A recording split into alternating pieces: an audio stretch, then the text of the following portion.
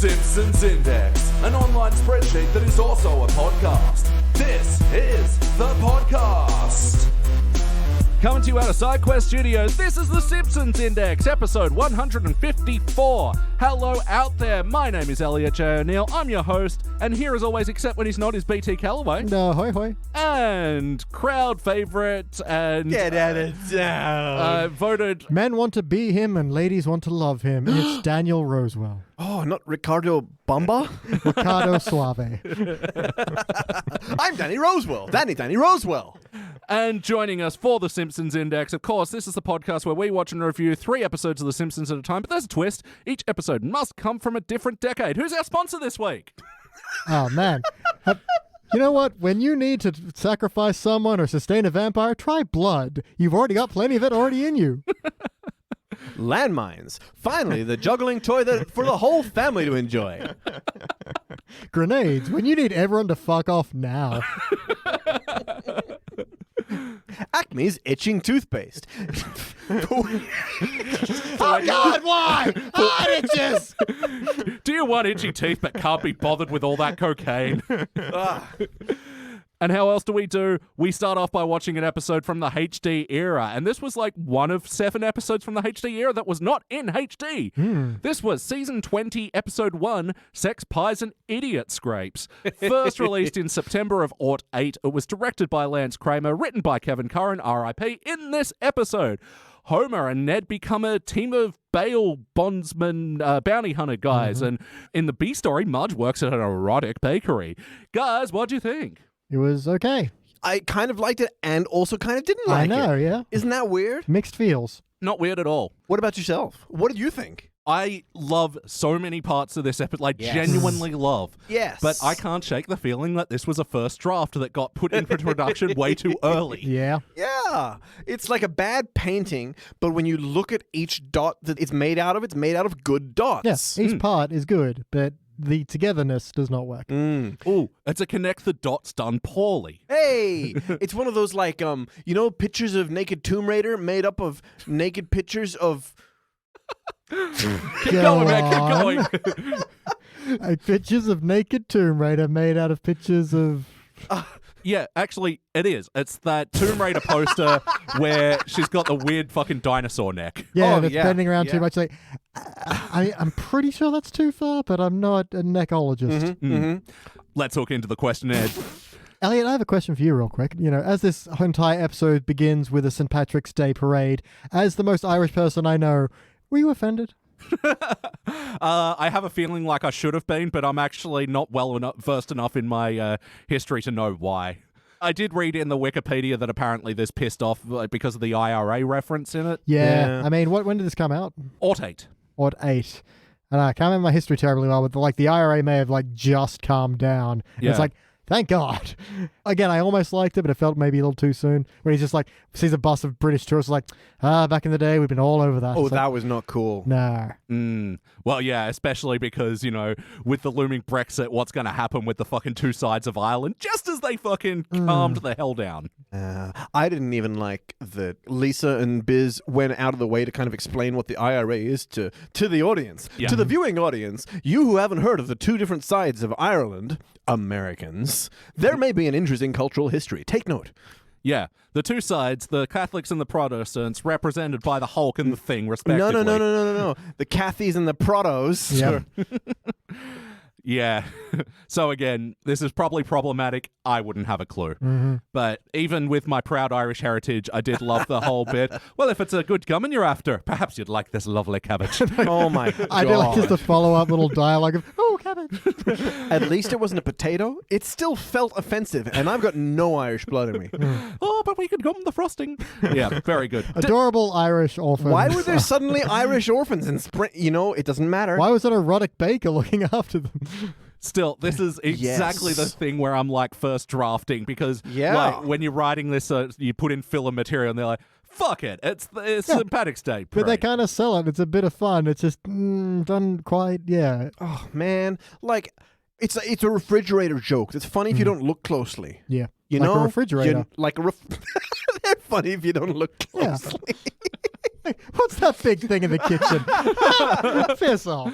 Fridge logic. I was thinking about fridge logic. I don't know what that is either. That's the thing where a movie makes sense until you walk away and you're at the fridge getting a Coke and you're like, wait a second, that didn't make sense. I've never heard that term. You haven't heard of fridge logic? It's a thing. That's a thing. Quick, that's a thing. Say Patent.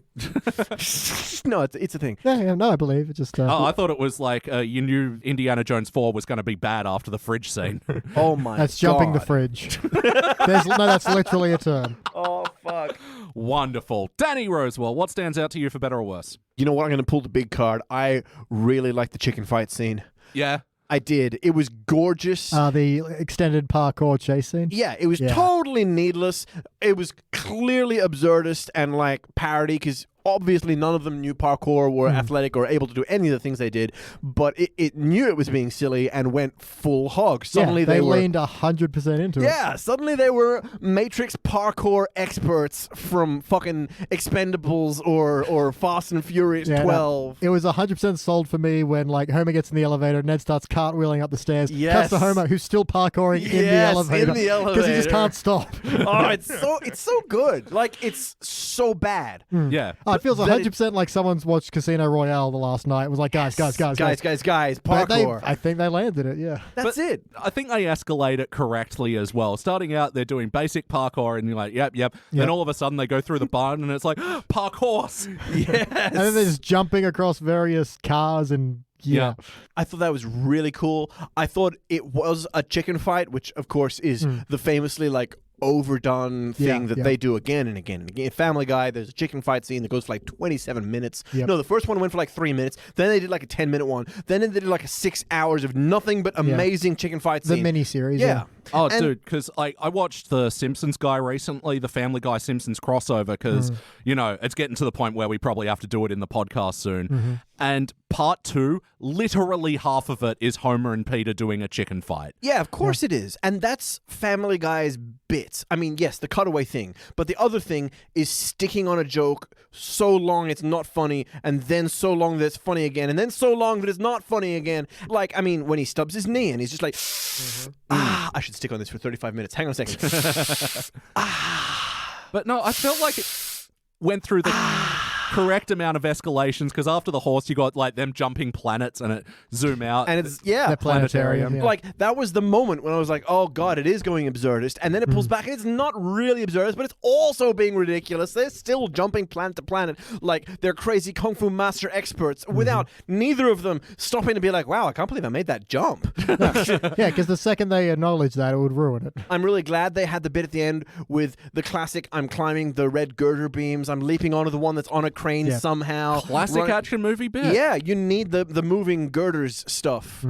Girder. You know, American English has a lot of words that rhyme with girder. They love murder and burgers and girders And Frankenfurters. Well, that's really more like German. Oh, right. Frankenfurter. Yeah. They have hot dogs. Hot dog. And nothing rhymes with that. Gonna have a merger and a burger. Do some murder on a girder. Ooh, a Frankenfurter burger. Yeah, I love with the girder scene as well. As Homer, you know, Ned's falling off the girder and does the romantic remembering montage and like reaches out. I got you, buddy. Yeah, but what are you Who's holding? got you? Well, I'm holding it there. Very good bit. So Simpsons-y as well. Yeah, I think that's what I liked about it. It felt more Simpsons-y and not Family Guy-ish, which Simpsons has actually struggled with since the teens era. Absolutely agreed. How about you, BT? What stands out to you for better or worse? I will quickly go on to just an extension of that. When they land in the cement after falling off the building, I was kind of hoping to be, because they're like, we just have to get out before the cement dries. And like, I was hoping they'd just get straight out and someone would be like, yeah, that takes like 6 hours. Yeah, but they didn't. They just real. got stuck there. I'm like, okay. That's not what I would have done, but you know. Yeah. No, what stands out for me was Marge's whole story, which, you know, I'm confused. Why do you always get me to make nothing but spheres, rods, and half moon shapes? Yeah. This is another one where I wish they had more time for this story. I really liked a lot of this. Like, she's always very shy and, you know, is embarrassed about it. It does beg the question, how did she not know when he gave her the address? But okay, fine, whatever. Like maybe she could have been baking from home the entire time and just he was picking them up or something. But yeah, I wish they'd spent a little more time on this. It's cute, but it's also like something she can do and is good at. And she gets on board with it. I really loved seeing that she couldn't think of an argument for it. You know? He's like, it's a victimless thing, and she's like, oh, well, tell that to all the people who Yeah. And like this led to some of my favorite jokes. Like I love the bit where my customers are just your friends and family. Like this was a custom order of Dr. Hibbert. It's a model of his. No, I don't no, want to no, know. No, it's not. What do you think? It's his penis. He's like, that's exactly what I thought. Yeah. I didn't want her to say it's exactly what I thought. That was implied. Yeah. Sorry, but that's just me being a No. pedant. You may be a pedant. That's what we're here for. Woo! But yeah, there were so many more places for this to go to lead to hijinks as well, Yeah. especially when you got the kids. Like Homer, like even suggested we should order one of these for Lisa's birthday party. Yeah. And then the slap thing didn't like it, but I knew they had to do something there. Yeah. I wanted to see them doing like her desperately hiding like phallic cakes everywhere behind shit, like when they're naked and trying to run home. that kind of thing. So like Yeah. moving, loaves of bread, like French bread in long the way. French and bread, big pineapples, things, And, big pair of melons yeah. hiding cakes, and that are also melons. Yeah, That are it's also melons. As long as we're doing the famous slapstick bit in the chase, do the slapstick bit in that's the. it. Like it's begging for a famous bit. Yeah. Like I said, this is why this episode feels so first drafty, because Yeah. there was so many more places for you to go with this. And Now that we say it out loud, they did nothing with this storyline. I What know. the fuck is she the still arc of works that? there. yeah, that's true. Episode ends and she's still there and doing fine. Yeah, she liked it. Homer got on board with having sex with her, which Yeah. I mean, I would. Obviously, yeah. Jeez. No, and the two jokes that it led to was Marge and Homer going, how about you, me, and the cake go to bed? How about you, me, and the cake? go to the shower?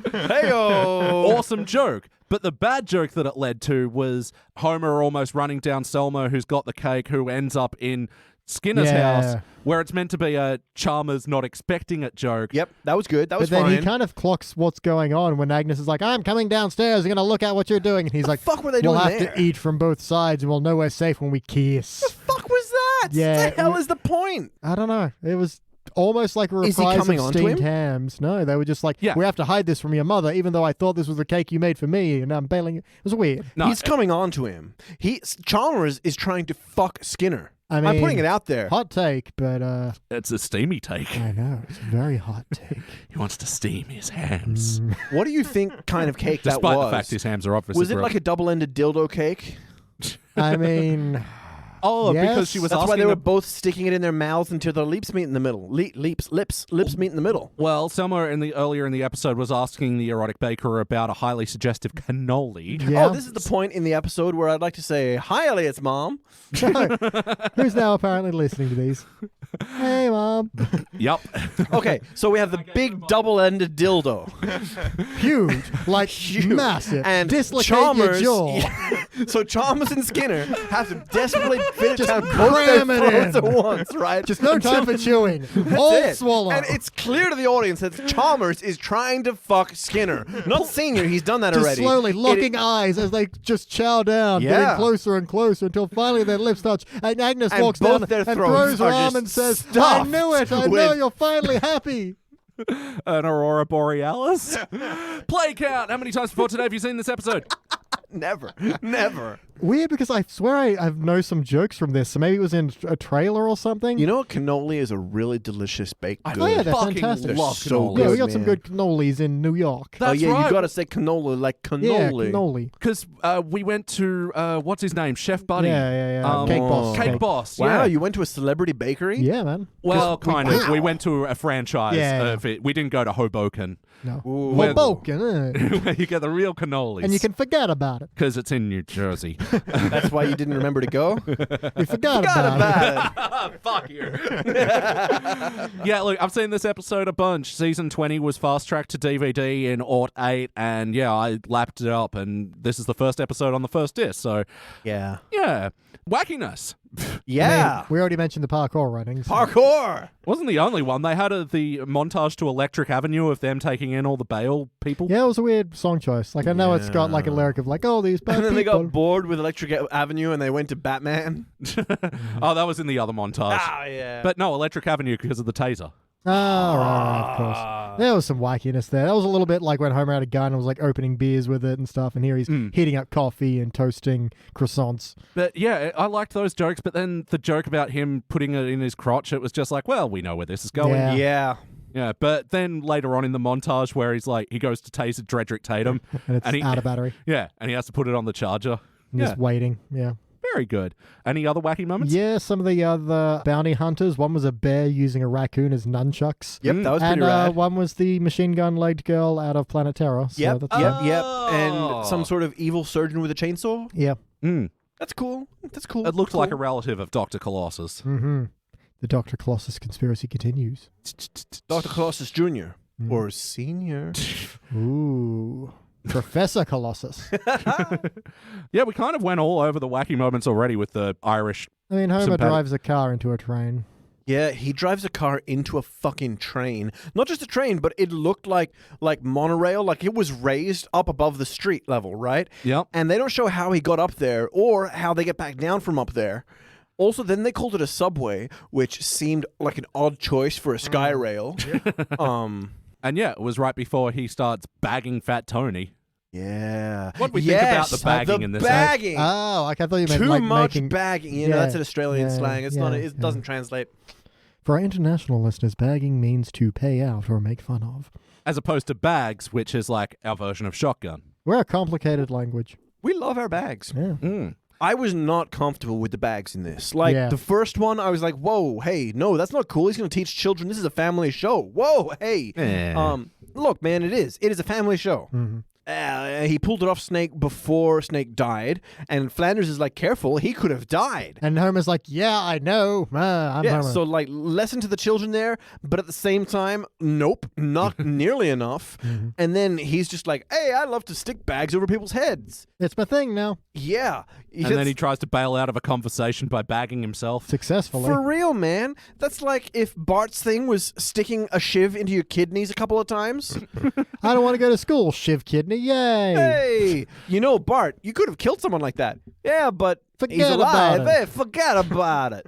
Good thing his catchphrase was I carumba instead of I'll shiv your kidneys. I mean, there's an alternate universe somewhere. His catchphrase is just stab, stab, stab, splurt, splurt, splurt. Yeah, so how about the heart of this episode? Did you guys feel the bumps? I think that bit at the end where Homer's remembering all the good times with Ned and that maybe he shouldn't let him plummet to death. It's why I wish they didn't do the whole cement thing with the Bible quoting, because it was a very nice note for Ned and Homer there. Yeah, and Homer even has the bit of the more I get to know you, the more I actually like you. And it's like, yeah. I really liked that Ned looked beyond the episode as to his relationship with Homer. yeah. He's like, yeah, you've been friends with me for 2 weeks, but you killed my wife and you've done so much shit You to me over the hated last... me every other moment. Yeah, that was really earnest. That is heartfelt. Yeah. Homer was like, yeah, but that wasn't in this episode. It's all in the past, bro. Aw. So, like, weak counterpoint, but then he saves his life. He has the flashback where Flanders saves his life. Oh, bullet time. Yeah. Man, that was like, I was wondering, how are they going to get out of this one, Davey? Yep. Because I'm a fucking idiot. With but, that lisp and everything right out loud you. during the episode. Yeah. Yeah. I'm not sure I was happy with a piece of invisible bulletproof glass magically being there suddenly the whole That time, Ned and just neither of them stuck noticed. in quietly during their conversation. Nope.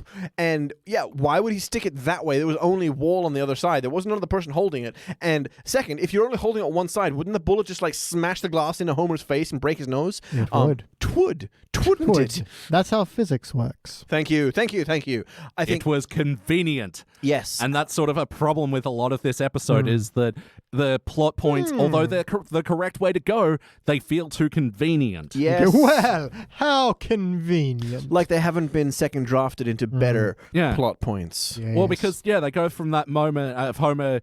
Again, nice moment of him giving Ned half the money and then go, you know what, we Yeah. make a great team. Just you saved my life. So, Like, it's clear that what needs to happen next is they form a band and go off and tour America. That's the way it happens. Yeah. So let's just do whatever fucking matters to get to that point. yeah. Give a shit about the details, guys, you know? Yeah. From A to B, there's a whole slew of 8.2s, 8.4s. All the little decimals in between A and B matter. A point A, A point B. Let's get that shit happening, man. Let's narrow this. No, that's it. Because what I I mean, see, you're right. But Thank you. because what I see is a nicely polished skeleton without, connective tissue and flesh and all you're that. like, look at that skeleton. Nice. Yeah. Like in a science lab. And, similarly with the heart with Marge's story, Yeah. because it's great to see her getting passionate about, having a job. Yeah. And mostly just being shy about it. Like, there's no real problem. Getting creepily anatomical here, talking about the skeleton's connective tissue and the Marge's heart.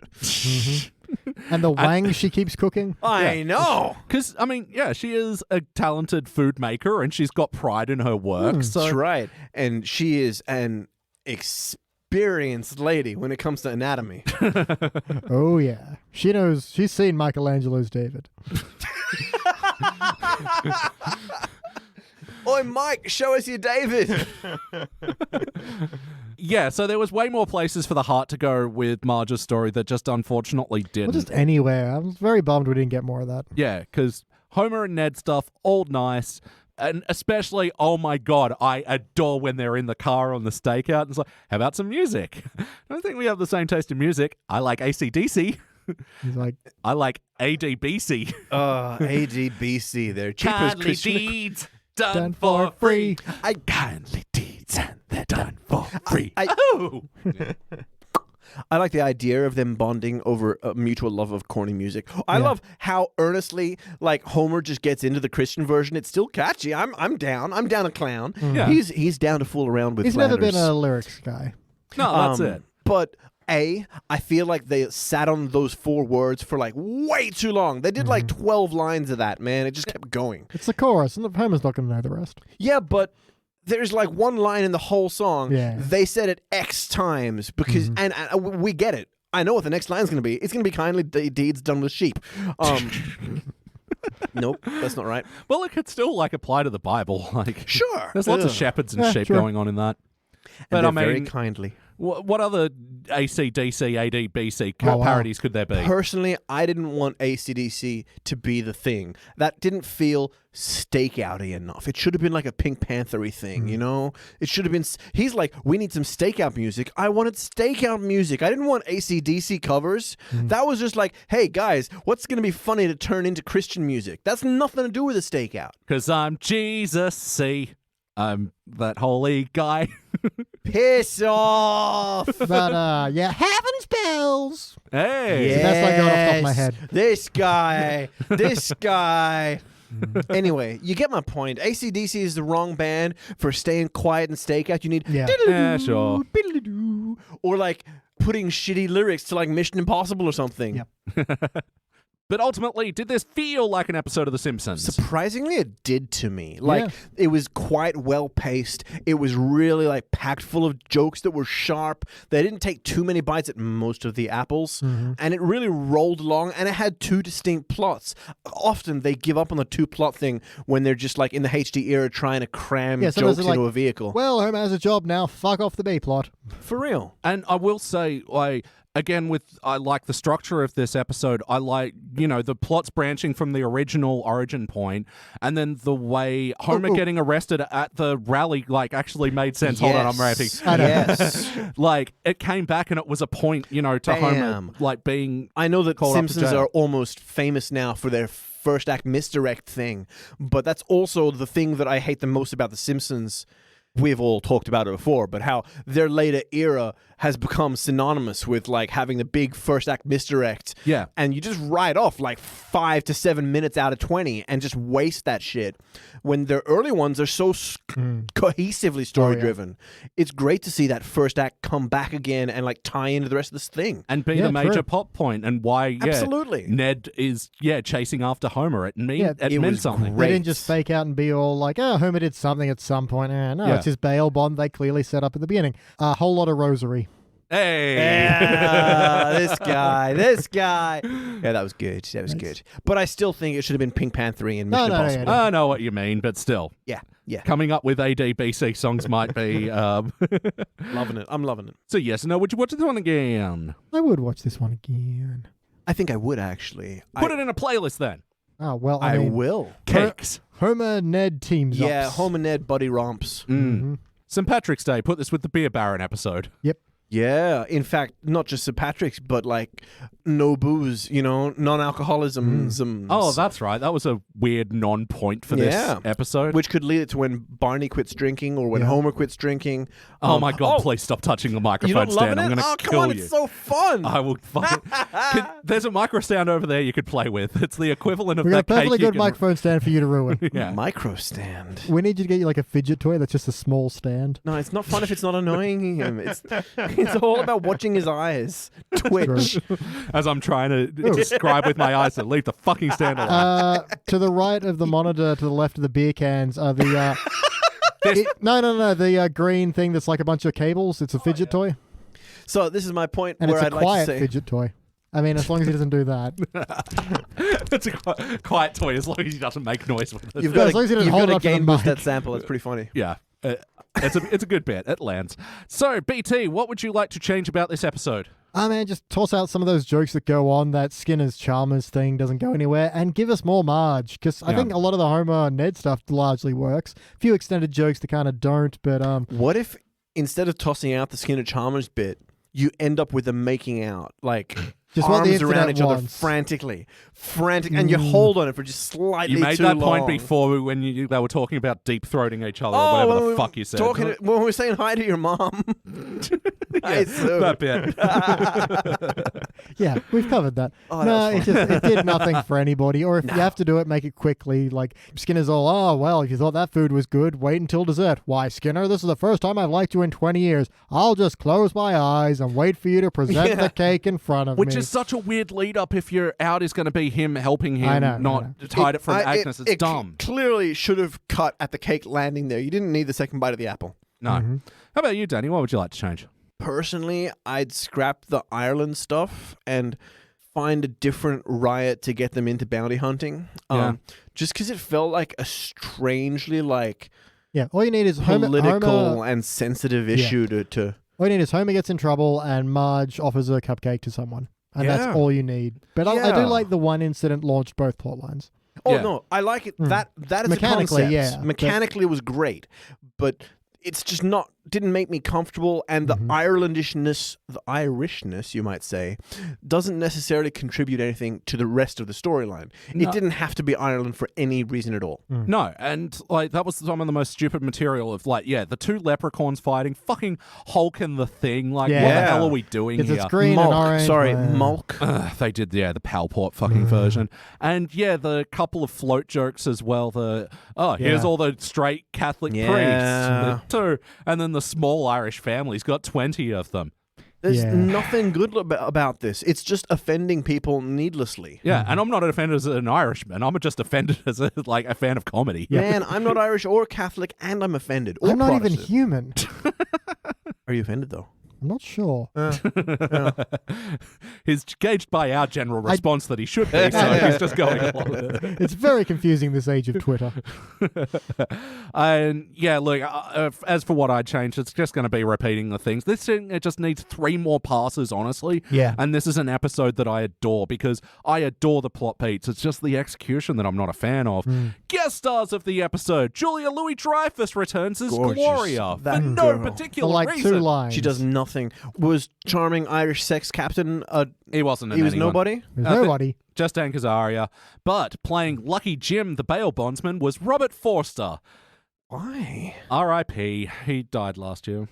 Poor guy. So I mean, as poor as everyone else in history, I guess. So they based this character of his character in Jackie Brown. Ah, okay. So I mean, thought you guys know Robert Forster, right? Yeah, bit spaces. For me, he absolutely destroyed in the last couple of episodes of Breaking Bad. Yeah, he was just amazing in that role as Everyone was amazing in that. as the cleaner. Yeah, the cleaner. Like the wolf or the fox? The Wolf in Pulp Wolf? Fiction. Yeah. That was one thing I didn't like. The dog, the bounty hunter, the wolf, the bounty Wolf hunter. the bounty hunter. Yeah, I take teeth and then make plaster casts and then pay to have the teeth reinserted in my victims. I did like the addition of "at my expense." Yeah, it's nice that he decided to be sweet about it. Yeah. But Yeah, it was. That character was why? nothing. Yeah, and Like- then he doesn't come back after that one shot. The fuck's the point? It shows a room full of bounty hunters. Oh, they didn't have the lizard guy or the robot guy or fucking Boba Fett in there. They Nope. should have had the bounty hunters. Yeah. Oh, they had Boba Fett in the couch gag. Yeah. What the fucking waste of an opportunity. They've already drawn him and he's not there. They panned No, from it should Flanders. it should be comic book guy dressed as Boba Fett.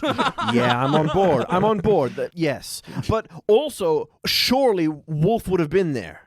Oh, definitely. And that he wasn't a part in the later episode seems like a missed opportunity. Although I did like how he got Homer into about, whoa, not anyone can be a bounty hunter. There's an online test you got to do. Oh, you don't need to do that anymore. But there's a $10 filing fee. Except work you around. can way around that. Welcome aboard. Yeah. Very good joke telling. And the other guest star of the episode, of course, was Joe Mantegna doing a couple of grunts and groans as Fat Tony. Did he have actually. a single line? He didn't, did he? No, but he credited guest star and just grunts and groans. That's going to be weird.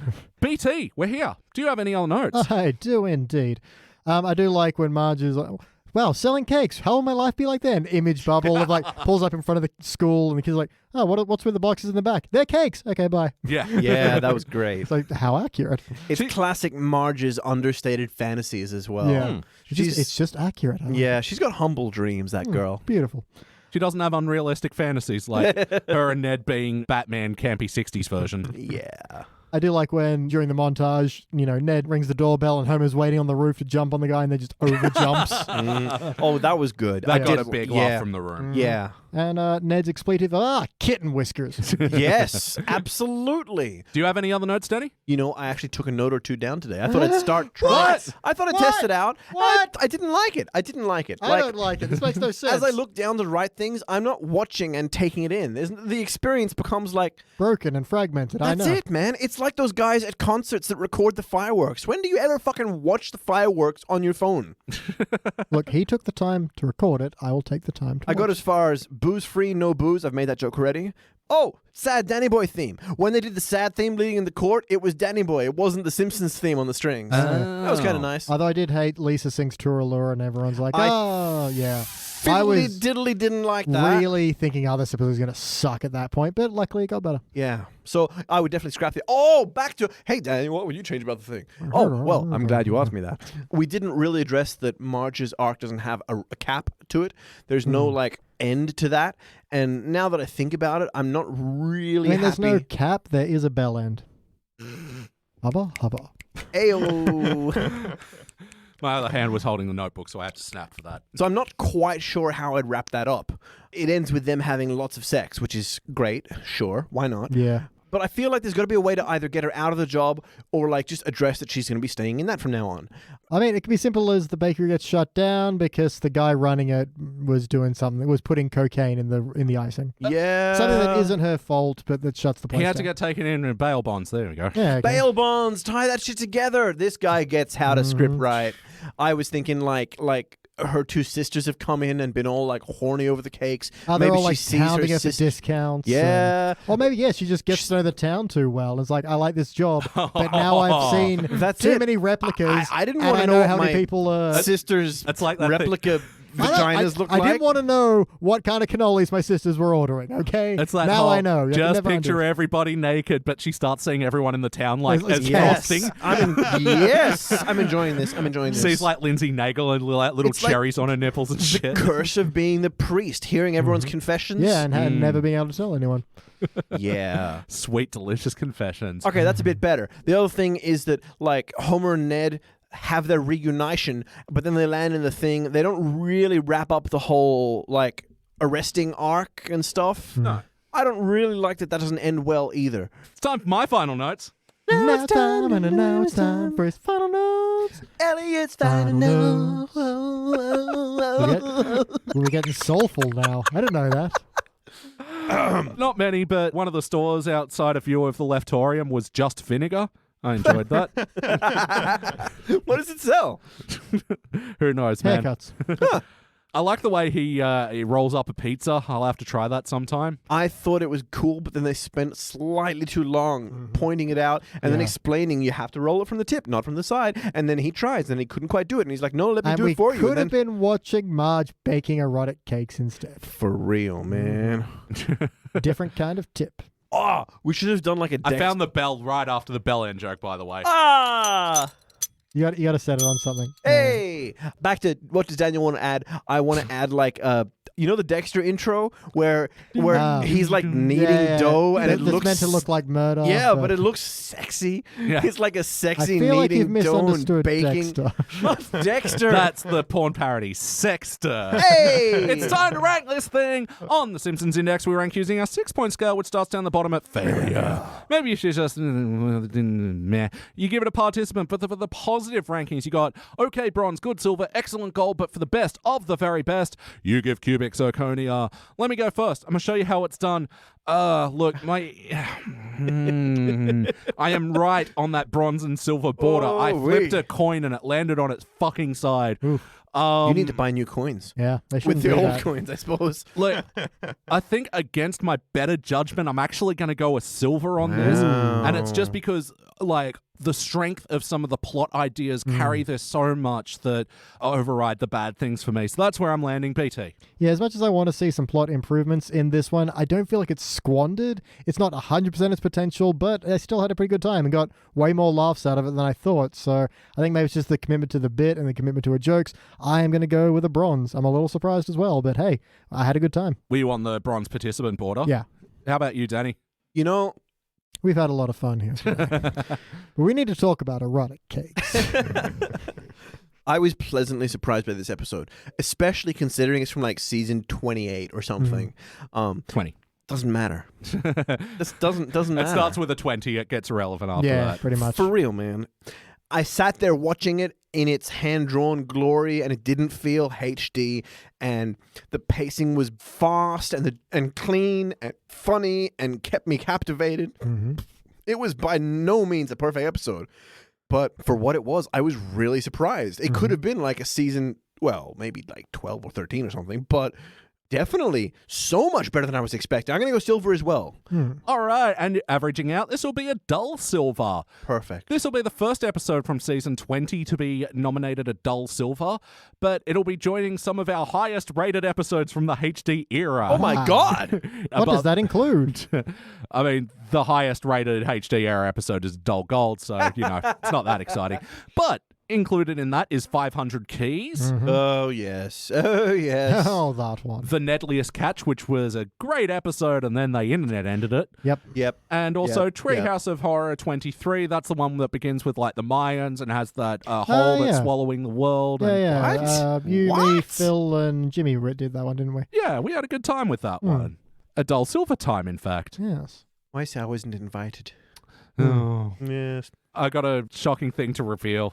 You haven't been invited to about 2/3 of the Simpsons Index episodes. You know, I used to be on like 2/3 of them. Eh? Yeah. Back in the dank days.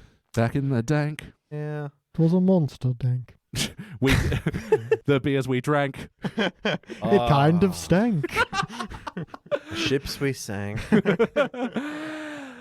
Is that reputation justified? Is that reputation justified?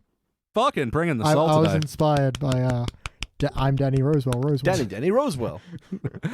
Robert Canning of IGN. Robert the Feather Touch Canning. He gave this a 7.2 out of 10. 7.2.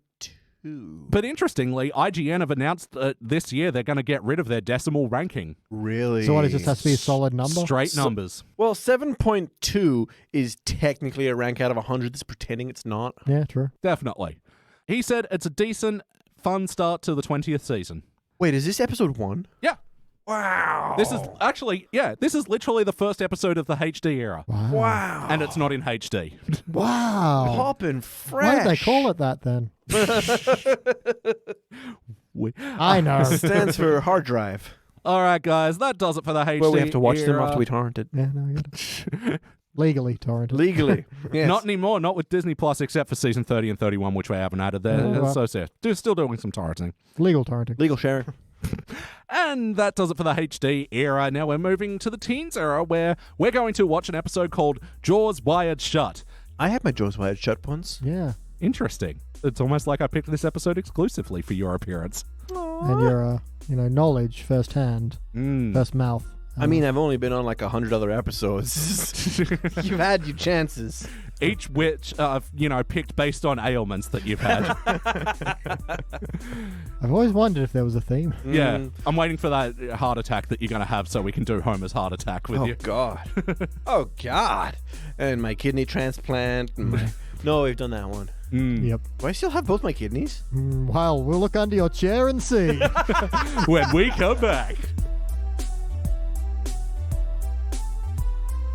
And we are back, and we just watched our Teens Era episode. This was Season 13, Episode 9, Jaws Wired Shut, named after the unpopular sequel to Jaws. Yeah, really lacked a lot of suspense. Yeah. Oh my God, there's a show coming for us. It's okay. Yeah. Never mind. First released in January of 2002, directed by Nancy Cruz, written by Matt Selman.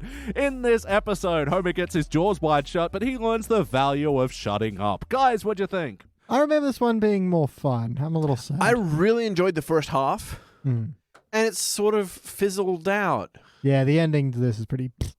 The interesting thing is, I remember the commentary, one of them was saying they didn't know what to do with the third act of this episode because they essentially silenced their main character. But to me, that was the part of the episode that was working. Yeah, that was the best part. Yeah. He learns a valuable lesson, gets his things off, and he's still a nice guy, which is great. And they're like, how can we turn him into a raging dipshit again? Why? Why, guys? Have him learn a lesson. Give him an arc. Yeah. You don't have to de-arc him. He's not an arc reactor. Yeah, this is a profoundly bizarre episode, so let's fucking hook into it. BT, for better or worse, what's a moment that stands out to you? I like that the crayon is still in Homer's X-ray. Continuity, that's what I like. Nice little background thing there. Yeah. A little X-ray crayon in the brain. Hey, I can't do a Popeye impression. It's getting worse, eh? No, God, this is terrible. No, what I like is all the family actually have actual characters. Like when they're doing the whole Homer actually listening to them when he can't talk, he actually gets some in-character depth from them all. And, Marge complaining about Ned being such a fuddy-duddy when she... Although I like her line of, I was counting the corn on the curtains in the kitchen.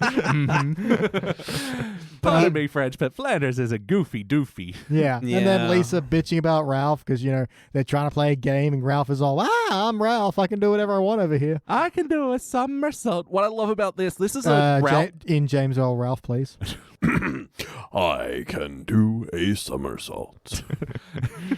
What I love about this is it's a Ralph joke without Ralph. Yeah, but it still fits. And Bart realizing that he's just the jokester in the room. And they're all just like, the substitute walks in, Mrs. Doody, and everyone just looks at me like, take it, Bart. Like, is that all I am to you? Is that all I am to you? It was incredible. Yeah. And they all have such depth, and he sees it. Like, he's known Bart and Lisa their whole lives.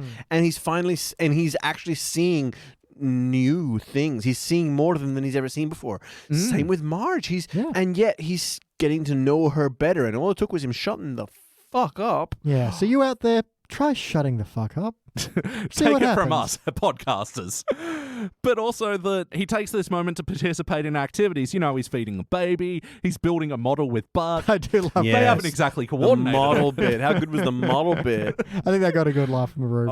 Especially, the visual misdirect of showing the ship. And hey, look at our good work. Oh, you built the Air Force plane on one side, ship on the other. Yeah. Very good. How about you, Danny? What stands out to you from this episode for better and or worse? Look, I'd like to say the suicide machine really stood out to me because it was a bit for worse. For a man that size, that'll just provide sexual release. Yeah, that didn't make sense. And then he orgasmed in front of us while we were all watching. But also, there's no suicide machines in America.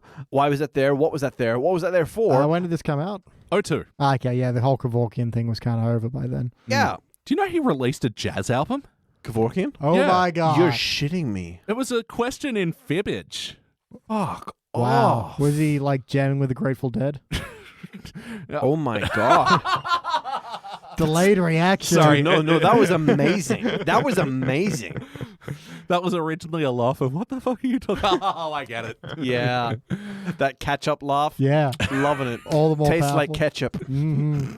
And that's all the mustard in that. No. Hey! Anyway, look, suicide thing aside, because that was largely just an aside. That was a write off and throw it into the thing. Although we did have to see him have his orgasm. Yeah. Wasn't comfortable with that. But his struggles with having his jaw wired shut. I've had my jaw wired shut for quite a long time. Yeah, let's dig into this. I For mean, better or worse? It really resonated with me, you know? The struggles of you can't eat things, you have to put up with meat shakes, everything you try and do, when you try and communicate with people and you can't, and you're like, oh, fuck, I'm just trying to say something, I'm just trying to open my mouth, I'm trying to yawn, I'm trying to sneeze, can't do fucking anything. yeah. And, Well, because that all happened before I knew you. So how long was that happening for you? oh, man, it was a good 3 months, it was a long time. Oof. It was a long time. And it was fully wired shut. I couldn't fit a straw between my teeth. I have to straw up the side of your mouth, like between cheek and teeth. Oh, yikers. And like protein shakes are fine, but eventually they're like, you have to have blended meat shakes for your protein. Protein shakes aren't enough. It's like Campbell Chunky, but not chunky. Wait, you were seriously having spare rib smoothies? Oh, yeah. Yeah, man. Ugh. Just think of it as soup. Mm. Think of it as a complex soup. If you call it a smoothie just because it's like steak blended up in a blender, if it's in a blender and you call it steak smoothie, it's, oh God, I feel sick. Yeah. But if it's soup, it's just like meat soup. All soup is basically meat smoothies without milk. And you couldn't just snort your steak up your nose we've like Homer did? We've got to move on. I'm starting to get flashbacks. Yeah. It's not pleasant, and my jaw is still fucked from that thing. Really? Yeah? Dude, oh my God. Every not like, oh, when it's about to rain or when it's winter, but sometimes my jaw will just click, click, click, and then just like not be able to move it for a day and a half or something. What? It's insane. Whoever broke my jaw back then, and I think you know who you are, They listen. I may never be able to, I might forgive you, but I'll never forget. Assholes. Anyway, that whole jaw wired shut thing, which surprisingly wasn't the big part of the episode in a way. It was sort of the wacky, him learning to love, him taking them off, him going on Oprah, blah, blah, blah, blah. It was the aftermath. That was the crux of the episode. I'd say that was the heart. Like, that was so true. Him struggling with himself and the mistakes he's made and living with these consequences and then, like, learning. Oh, man, it was incredible. It was incredible.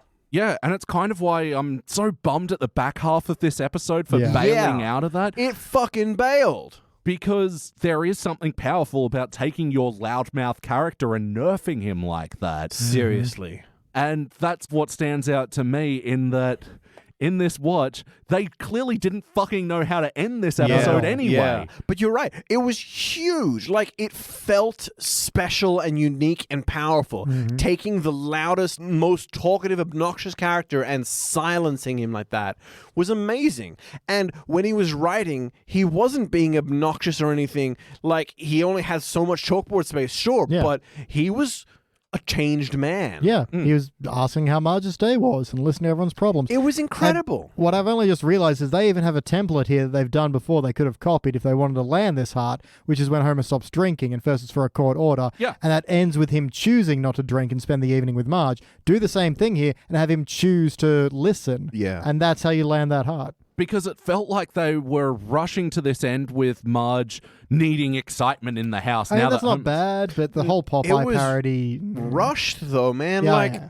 oh, her life is happy now. How dull. Let's fuck that up. Yeah, it doesn't feel enough Marge. Like, I feel like that would take a long time to boil up in her. And yeah, I gotta say, this whole Popeye end, like, jokes-wise, I kind of like it. Like, there are a lot of things that it lands, but just from a functionality perspective, it's fucking wild. And it makes Marge's no arms sense. turn into rubber, and it's Oh, weird. yeah, that's the Popeye bit. That's Yeah, the olive oil. I Yeah. know. I know. I know. But we were actually talking about this when we did the podcast with Yeah. Jack from Worst Episode Ever, and he said, go watch Popeye versus Sinbad, and I did, and holy fuck, he is right. That is an amazing cartoon. All right. Especially when you take into perspective it was like done in the 30s or 40s or something. Yeah, an incredible bit of animation. So you know why Popeye sort of resonates with the Simpsons animators and why they want to tribute him. Was this the episode to do it, though? No, it was not. Yeah, exactly. And I think that's the problem with the episode is everything forcibly resets to zero because we need chaos, but the heart of it was They're Homer taking him taking getting time. a pro and they're treating it like a con. Yeah. Yeah. This way to say it way better than I did. But it's also, I feel like there is a bit of a disconnect with Homer regaining being the chaotic person versus him shutting up. Like, I feel like the point was him learning to be quiet and listen to people is different from him doing wacky, outlandish things. Dude, him having a beer and saving his wife does not negate him being a loving person. Yeah, he didn't give up drinking. He was drinking beer when his jaw was wired. Yeah. He was. I mean, he may have refused hors d'oeuvres, but he was still drinking. He was at the bar when that lady picked him up for the talk show. He was Lindsay still a good Nagle, person. He was at the bar. That is very true. And he was at the bar with his jaws wide shut when Duffman showed up. Yeah. Yeah. Oh, yeah. Oh. Man, I love that. What ancient beverage brewed since ancient times contains hops and grain? Oh my God. I'll guess ancient hop grain juice. What's the problem? You're getting some kind of booze all over me. Some kind of booze. They're trolling us, you know. Oh, yeah. Oh, well, I wouldn't have known that. That's just something you gotta know. Play count. How many times before tonight have you seen this episode? Thrice? Nonce. Really? It's Nice. amazing how few of these Simpsons episodes I've seen, considering I've watched Simpsons my whole life. This is one of my famous Teens Era Stoner tape playlists joining Ah. Why do you call episodes. them that? Because there was a particular tape that I made when I was a teenager and I was smoking a lot of pot, unlike now where I'm in my 30s and smoking a lot of pot and watching Simpsons. Hi, Sue!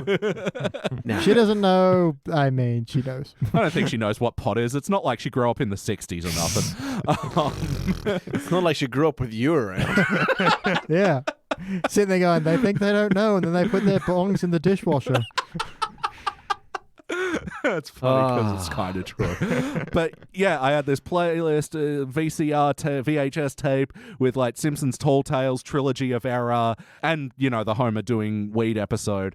And yeah, this was one of them. So I've actually seen this episode probably 50 times, but Ugh. it's Wow. not since the sort of clear, sober light of day that I can, you know, review this with a clear head that it doesn't exactly hold up to a lucid viewing. Yeah, I remember having more fun with this one. I'm a little down. So, wackiness. Oh, my. Where do I start?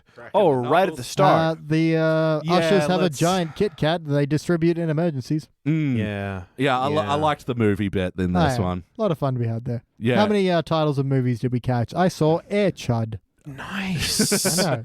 I laughed. Air I Chud. know. Real good. You know, Chud is like cannibalistic humanoid underground dweller, right? Yep. Right? Dead set. So that would be a cannibalistic humanoid air dweller or a Chad. Here we go. Thank you, Frankiak. Final chapter, a new beginning. And Wedgie, the movie. Oh, yeah, I saw that one. Yeah. Sad ending. Dude, Where's My Pepsi, of course. Yeah. Oh, and the movie they actually went to see, well, they didn't end up seeing it, No. but Shenanigoats. Sack lunch. Chocolate shit. 2, the Vanilla Ing. And yeah, of course, the one that they saw the preview for, Ed O'Neill is Soccer Soccer Mummy. Mummy. Soccer Mommy. I did not like Soccer Mommy. I'm sorry, Oh, guys. come on. That was great I'm not fun. gonna lie. I hate love the line of "Oh no, the professor said for him not to get a boner." It's so awful and fun. Okay, so this episode has 2 implied off-screen erections. Yep. And a professor. What was the other professor? Professor, not Farnsworth. No. When he was Colossus. reading out of the book. No, when he was reading out of the book, and he says, like, Professor Bumblegumble. And then he was actually talking to Professor Bumblegumble. Oh, Professor Van Doren, so good to see you. Ah, rehearsing a play, I see. Yeah. That was this episode. Yeah. The double misdirect of the play. I was just reading the title. I'm gonna kill you. Oh, my God. The my misdirect God. out. It's so bad good, though. It's so bad good, isn't Yeah. it? Yeah. I love to hate loving it, hating it. So the wackiness of this episode, which, I mean, I don't know if we're that qualified to talk about, but yeah, the opening with the Gay Pride Parade. Yeah. Was yeah. this on the nose, bad humor, or... We should really, like, phone a friend. Yeah. But I don't think it was very tasteful.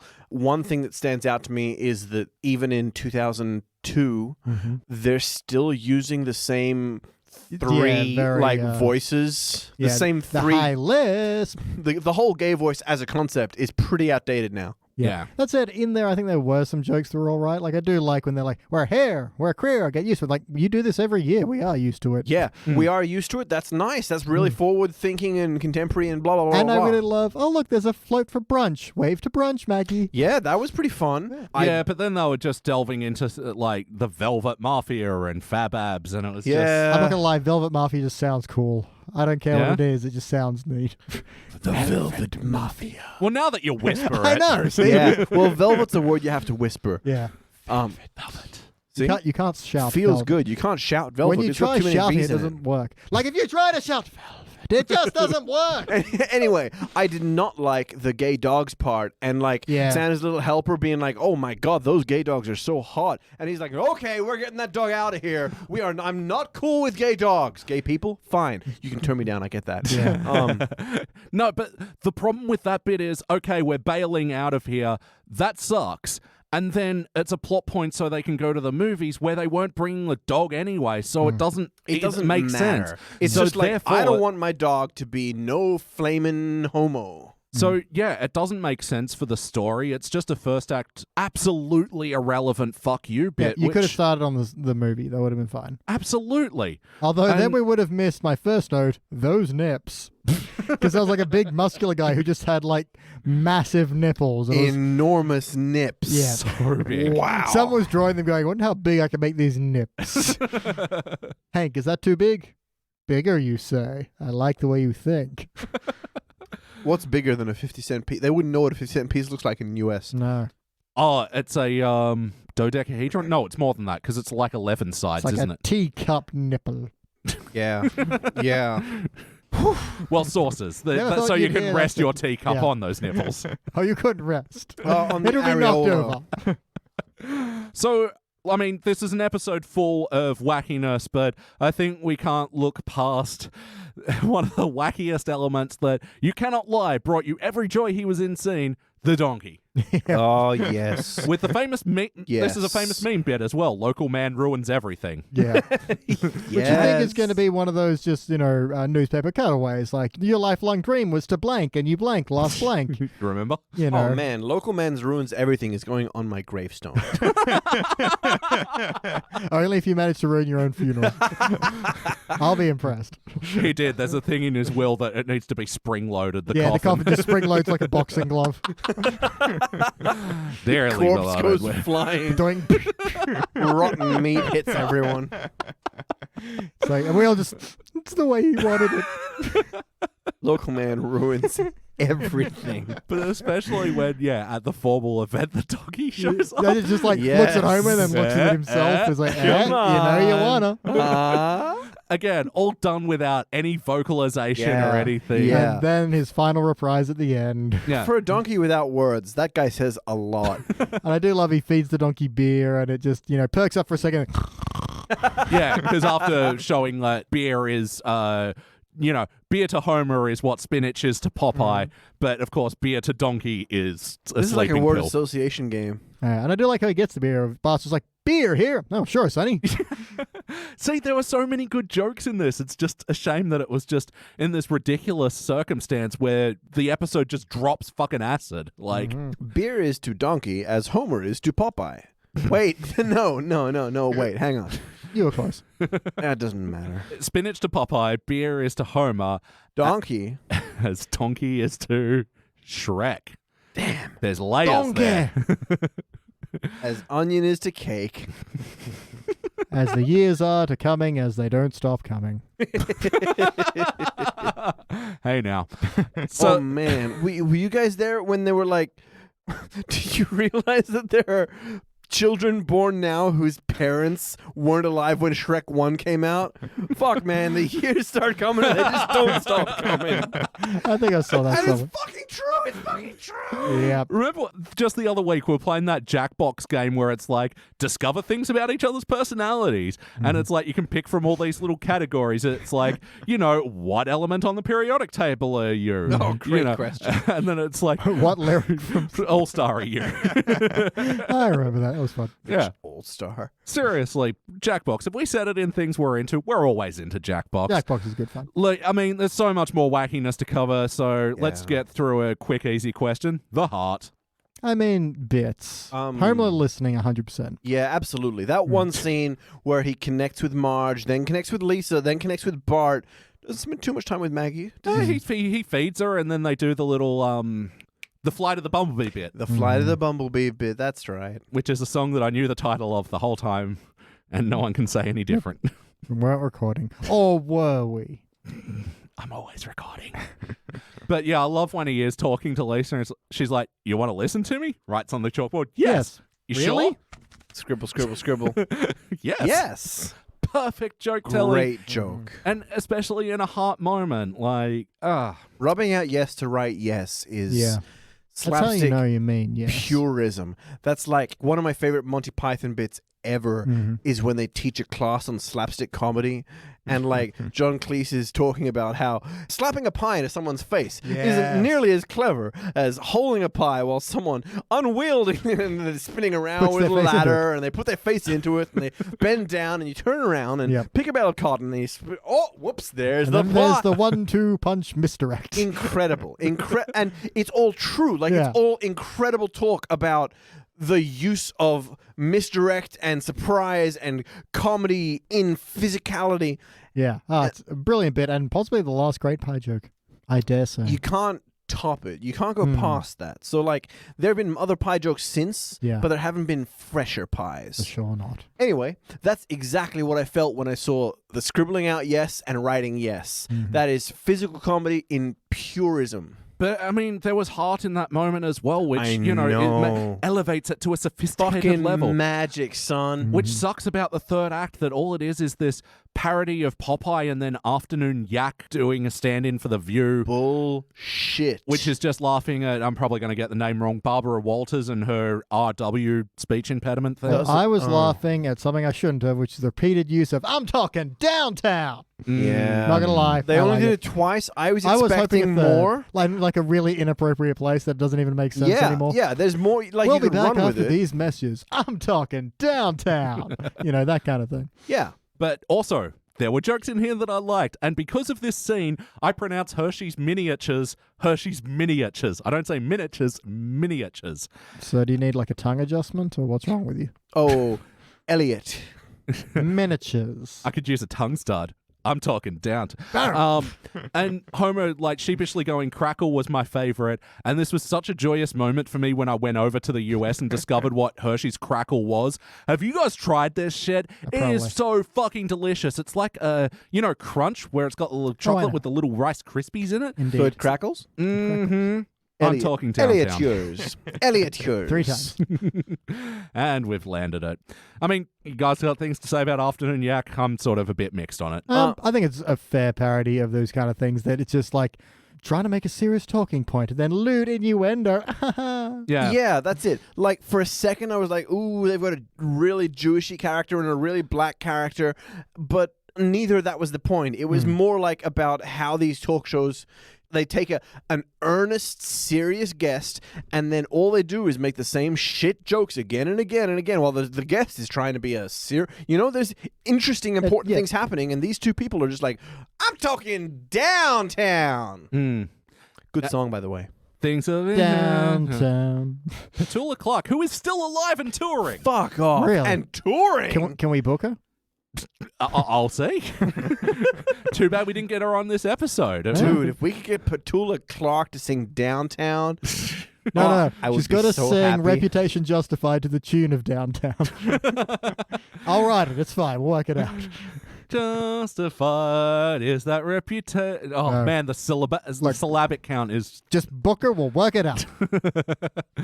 Did it feel like an episode of The Simpsons? Yes. For the most part, yes. Again, I have issues with the end. Yeah, like, the end isn't what I wanted it to be, but it still felt Simpsons-y. Yeah. You know? Yeah, I know. I mean, even in the classic era, they were never above doing a cartoonish parody of a beloved cartoon to bail out of something. For real, there were important, powerful episodes, but there were also joke vehicles. Is that the word? Joke vehicles? I just feel like an episode that was really banking more on its heart and its emotions to then have the joke vehicle exit was if kind of a Schwartzwelter was in this, like, they would have figured out how to end it in a way that was satisfying. Yeah. Although some of his back out very quickly. Sure. Yeah. Yeah, but in more satisfying ways. I This was agree. very much, oh, the Demolition Derby is next week. Marge is like, oh, the Demolition Derby. The Like, Demolition Derby. But yeah, look, character integrity, like, I'm on board with all of it, especially Yeah. seeing those Yeah. sides of the characters that are opening up to Homer. Yeah. To be honest, even Marge getting bored and restless Yeah, there's something is to in that. her character. She always has wanted more out of her life. She's wanted to be a photographer or an artist or a writer or this Erotic or baker. that or an erotic baker. Yep. You name it. She's got so much potential that she doesn't explore. Oh, God, I feel for that I poor know. girl. Yeah. But Spread your wings, woman, for real, man. and fly. But like her suddenly wanting a thrill in life, Yeah. yes, absolutely. But maybe she should switch to deviled ham. you fucking rebel. But Holy yeah, shit. the whole, like, the Demolition Derby thing, like, we've used this term before, coined by South Park. It feels very, what about crab people? Like, it's just, we don't know how to end this episode, so fuck it, crab people. Well, dude, like, what if she didn't suddenly become meek and timid again? What if she was like, holy shit, the Rush, and got like road rage and was mad good at crab people? At Demolition Derby, and then she like joins Road Rash and starts like whipping people as they Yeah. drive past the car until they can rein off, and that explosion She as the car shakes bursts her into hair flame. out, and she paints flames on her car, and Yeah. Strips nude and just paints flames on her bare flesh. Sorry, what were we talking about? I don't care. I may have started pitching a movie. Anyway, It's erotic anyway. bakery, and her oven is the road. Yes. Woo. Cake is the car, and Oh, her ovens are my rotor, right? Anyway, yes or no? Would you watch this one again? Yes. yes, yeah, I would. I might make a sandwich at the end. Yeah, or get a beer. Yeah, am I still drinking at the time, or is it like sober Sally month? Or, you know, Sober maybe Elliot's rolled you a fat February? one and we're sitting on the comfy A recliners. fat burrito, I should hope. Definitely. What else would I be talking I don't know. about? Hi, it's mom. Put it in a playlist. What playlist does this go in? The Popeye references. Simpsons cars Yeah. getting wrecked. Yeah. Oh, Tyrannosaurus Carosaurus Rex, So close. Truckosaurus. Truckosaurus car. Yeah. It's funny because I think you listed all the names of Truckosaurus parodies that came out after Yeah. The Simpsons. Like, you know how you go to the Royal Easter Show and it's like, it's the Velociraptor. Brontosaurus. Yep. What other Legally playlists? distinct from. Margie getting a lovely job. Wait, hang on. Marge that was having a the thrill. last You mentioned episode, it wasn't before. Devil Yeah. Ham and Becoming a cop. yeah, that's right. Yeah. BT, what would you change? That entire ending. There's a lot to do, yeah, so I'm good not too call, sure good where call. to go. I mean, there's something to be said about Marge feeling restless, but it's just no Demolition Derby. It's too tacked together, even though they do lay the groundwork early on. It just feels weird, especially when Homer saving her is just getting her out of the car, and that's it. It's like, Yeah, it's not. Okay. I mean, it's risky because there is a big flaming yeah, car headed towards them. But yeah, you're right. It's just he put her hand out and saved her. It's not. yeah. He didn't have to parkour his way to it. Have a moment. My big thing is going to be have a moment of Homer choosing to be quiet, which I guess he kind of does in the second bit, but much like the Duffless episode, when he has the chance to be a loud, obnoxious brute. Say they go to another formal event, like, you know, the guy at the annual Springfield formal event does invite them to Toad Hall, so maybe they go to another thing, but Homer's got his jaw undone, and now he's actually... Yeah, I know. Why did you find that? Why is that It's funny? from Wind in the Willows. Oh, okay. Yeah, like Toad Hall is where Toad from Wind in the Willows lives. Like Toad and Badger and fucking... They're actual animals. Oh, I thought it was a Neighbours reference. You No, are it was a not weird Toadfish Hole. guy. That's stupid. How They do you haven't do? watched it. Dude, our American audience will not get this. I barely get that. Our British listeners will love this, though. Oh, Okay. they love Neighbors. Mm-hmm. And Home and Away. Yeah. And Coronation Street. Yep. A bit of Corey, yeah. But, like, yeah, there's still that disconnect with Homer becoming more caring and more of a passive person versus him just shutting up. Like, I get that's Yeah. a roll-on effect and it's cute in those moments to watch it play out, but, like, I still feel the disconnect No, with... Maybe there's a thing where Homer starts going a bit stir crazy because he realizes the effect of him being quiet is really good for everybody else, but he's starting to just freak out a little bit because it's like he's got that he doesn't conflict get to with give himself. his opinion to anyone. Well, I and- mean, he's probably bored because he's usually aggravating people and getting served with summons and getting into weird trouble and getting new jobs left, right, and center because he's always out doing something insane and talking to people. Whereas now he's like, no, I'm going to behave, because it wasn't just not saying anything. He didn't ride the donkey because he wasn't drunk enough, as he might have been at this normal event. So it's just the whole behavioral shift. And now, sure, it's doing everyone else some good, but it's really starting to, take its toll on him. And maybe they're just like, look, we need a balance. Why don't you go do something? I don't know. It's something there, maybe. How about you, Danny? What would you like to change? Okay, so Homer connects with Marge, connects with Bart, connects with Lisa, connects with Maggie, and he has his Man in the Iron Mask thing, which is making him a better person, and he's learning that he's happy being this better person and finding out more about his family. And then at the party, Johnny Doctor is like, hey, guess what? Tomorrow, I get to take your mask off, Mr. Iron Giant. And Marge stops and goes, do you remember that? Remember that? Where Marge's like, oh, shit, it's over, son. Right before he goes, oh, and Reverend, I'll have those pec implants in for you tomorrow. I know. What a waste of, a great moment of tension. Yeah, Could have been, and Reverend, I'll have that cake shaped like my penis ready for you tomorrow. For real. Cool, but undercutting that shit. We're on this moment of, Marge being, oh, shit, my world is about to come collapsing down. And I want to really see her go off the deep end here. Drive Homer to the hospital, but then, oh, no, whoops, we got a flat. Can't go today. Well, something like that. You could. Bit of misery, or... Yeah. Oh, wow, okay. Seriously what I'm thinking. Not literally break his jaw, but... hobble him by breaking both his legs. Like in Misery. Okay, he gets... Go to the hospital now. Bam! Now keep writing on the chalkboard. So, he gets his thing off. He gets his jaw unwired shut, or wired open, if you will. And she takes him home, and then he wakes up, tied to a chair with a gag in his mouth. It's tied. So he's he can't talk because he's been gagged and bound.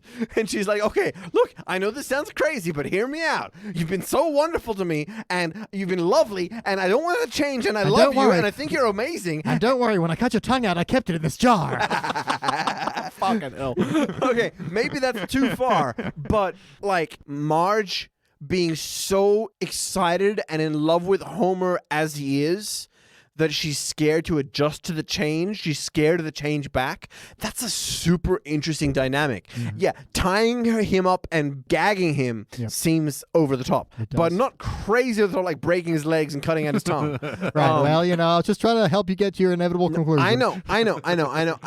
But I think it's an interesting thing where she knows she's done something wrong. She's acted out and she's like, oh shit, I've done the wrong thing. And he's like, oh shit, she's a little crazy, but clearly she's so happy that I've seen her for who she is, and there's this they're both excited about this connection, but they don't know how to, and. All right, just a step back from that. All right. What if she starts making him incredibly gooey things, super dry peanut butter sandwiches? Oh, yeah. Or, so he can't talk. Yeah, or ultra caramel cake. Or it's hey, have you tried new Duff gummy? And then he kind of cottons on that, oh, she's doing all this to try to get me to shut up more. And then maybe he just starts being a bit more quiet and starts saying, how was your day? And actually forcing himself to listen. They all learn a lesson. They all drink lemonade. Just gives him a packet of fuck Juji. That. Okay. Fuck that. I actually really... Tongue in a jar. Okay. No. I'm a man of extremes. No. No, but look, I actually really like her making the mistake and gagging him because she's so desperate to keep the man she loves and that loves him. Yeah. And that's sort of the thing where she makes a mistake and has to learn that, oh no, I've gone too far. Yeah. But he learns as well that she's you can't sculpt people the way you want. Yeah, you can't sculpt people. So she learns that you can't just carve a person into what you want. But he learns that she's really been excited by the person that he's learned to become, that his empathy is having a positive effect on the rest of his family. Yeah. Well, that perfectly leads me into what I'd like to change because perfect. I think there is an absence of the impact of the family in the even end get of the it. Scalpel. Sorry, keep going. Keep going.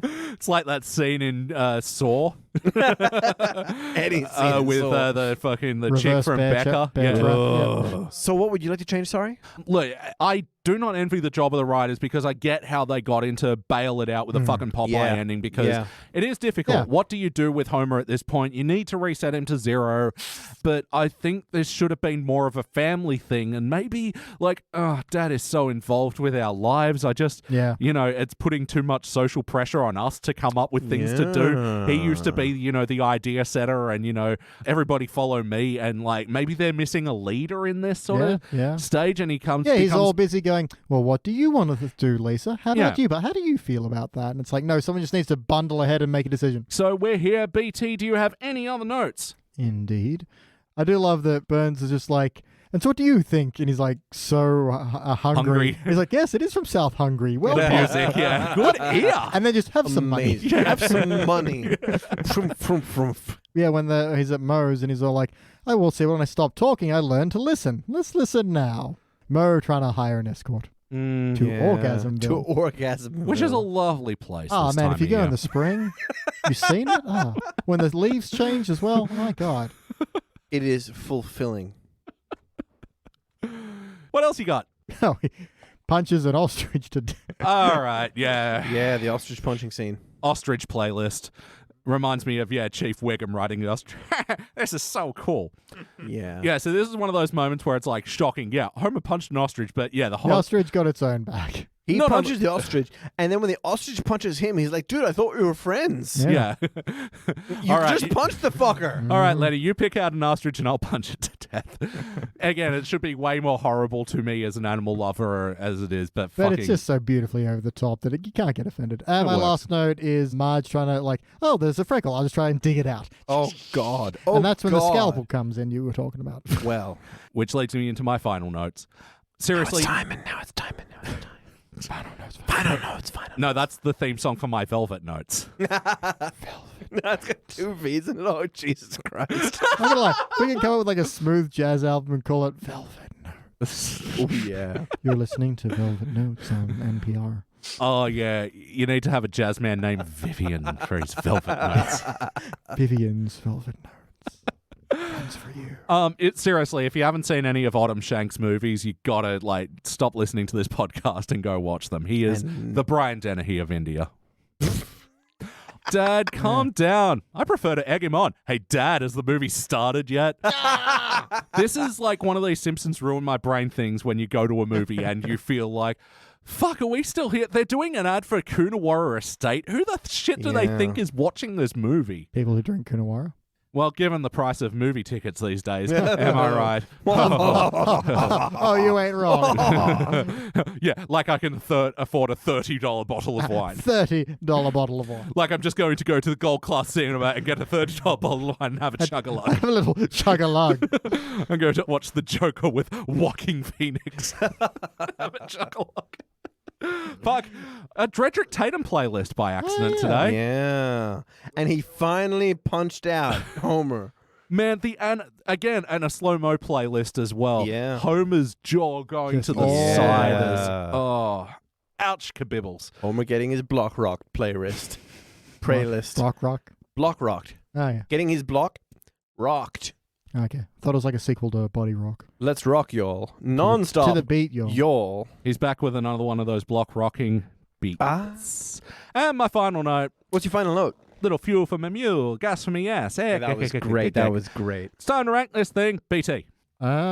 It's a different feel to the last one, but I feel it's overall pretty comparable to it. I mean, a participant ending and a bronze beginning. What do I give that? I feel like I'm going to go with a bronze just because I feel like while I don't like the ending, I also kind of feel like the writers were sort of backed into a corner. There are better ideas, but I know they were trying to go for more of an homage.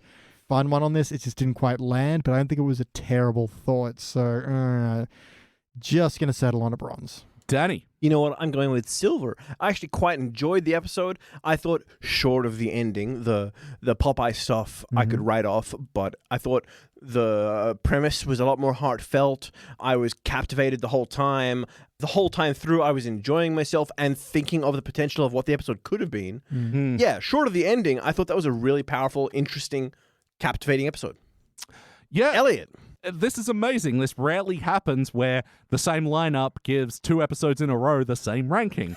Where I'm going silver as well. I think the jokes really carry this one through, much like the last one. We have some excellent plot beats and some excellent ideas where just execution kind of lets it down. Honestly, if they had a better opening and, you know, a more cohesive ending, it's not that I don't like the ending because I laughed, I enjoyed myself, but at the same time, I'm like, what the fuck are we doing here? Yeah, preach, sister. Yeah, but the beginning as well is just, I mean, at best boring, at worst offensive. This is the second one we've had that started with a parade.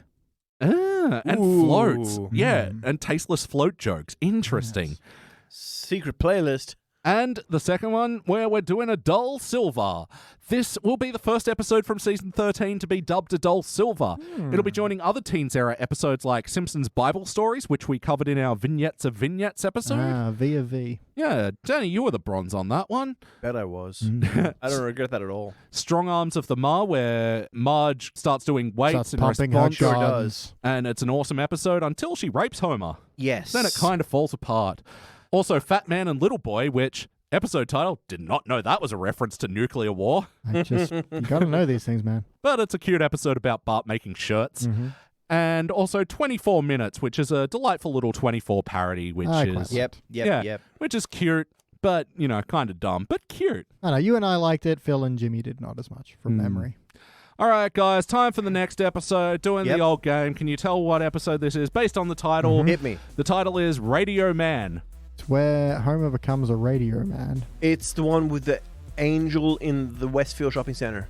Westfield. Now we've done that one. Oh, we've done that one? Yeah. Radio Man. Radio. It's the one where he loses both sight, smell, and taste and becomes a pinball wizard. Radio man, there has to be a twist. Yeah, it's all in there. That's honestly not the reaction that I was expecting for this episode, but yeah, we're doing Radioactive Man. We'll be back. We like to disappoint you. Awesome.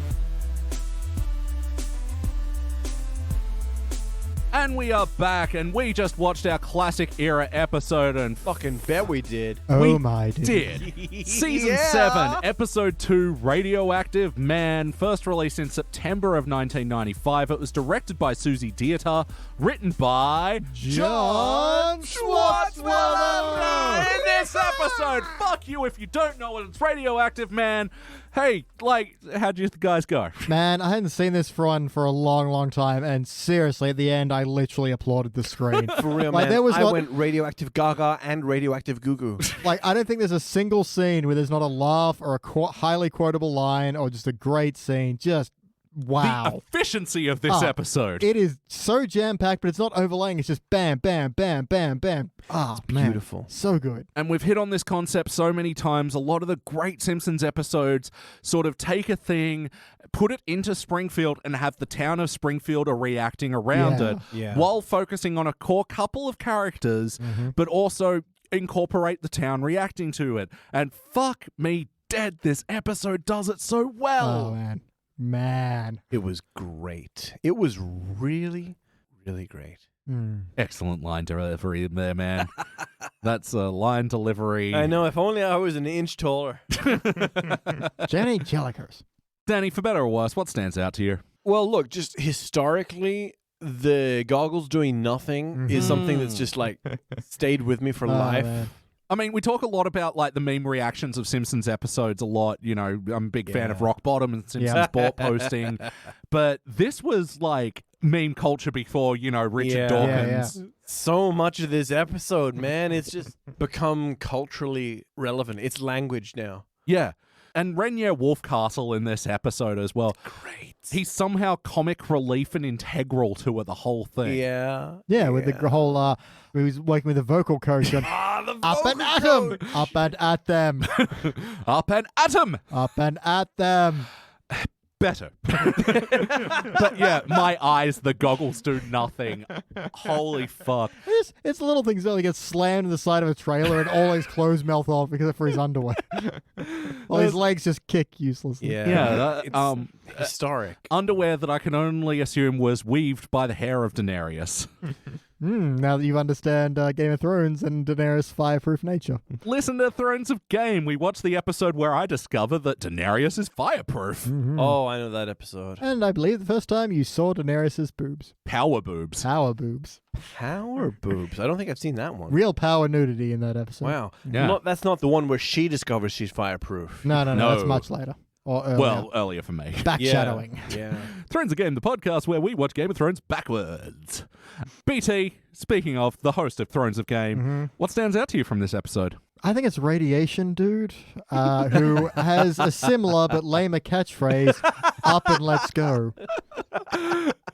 Man. You kids just think you know everything about Radioactive Man, don't you? Well, we have the special edition, image limited edition, where Radioactive Man and Fallout Boy get killed on every page. Yeah. No, it's got to be the AC. That's my pick. The AC Yes. extractive fan was, thump, hats go up. I got to do something about that AC. Yes. And then the reprise at the school. Great Come callback on. in the school. Like, Simpsons playing with cartoony tropes. I don't know if the hats lifting up was actually a cartoony trope, Oh, but for sure. like the way they play with it here, Jesus Christ. Incredible. It's some great Schwartzwaldian writing of, taking the cliche and then finding a ridiculous reason for it and reprising it as well, I think, killed it. Absolutely. And And all the comic books in the start of the, with Radiation Dude, there's also Tree Man. Yes. Man boy. Can't forget Man Boy. The boy with all the powers and strength of a man. And then even then, there's Man with all the strength and powers of a boy. Cat Girl and Dog Kid and Snake Kid. Snake Kid, yeah. Kid and Kid Man. Yeah, but even then, think of the practicality of that scene that establishes both Milhouse and Bart as massive Radioactive Man fans. And in delivery as well, where Bart's like, and he spells up an atom, it spells atom ATOM, and that delicious pun. Yeah. Just the delivery and the physicality on that. He spells it out and sets it up for the speech trainer scene later. And he swoons it a little bit when he says delicious. Like, it shows what a huge fan he is. And we know now. And it's hilarious, and it has jokes that reprise later, and it has plot points to reprise later, and it has teaches something about the character, or it's a reminder about the character. So it does so much, and you don't even notice you're having such a great time. Absolutely. And it's also very world building for Milhouse as well, who's very excited about the prospect of a Radioactive Man movie.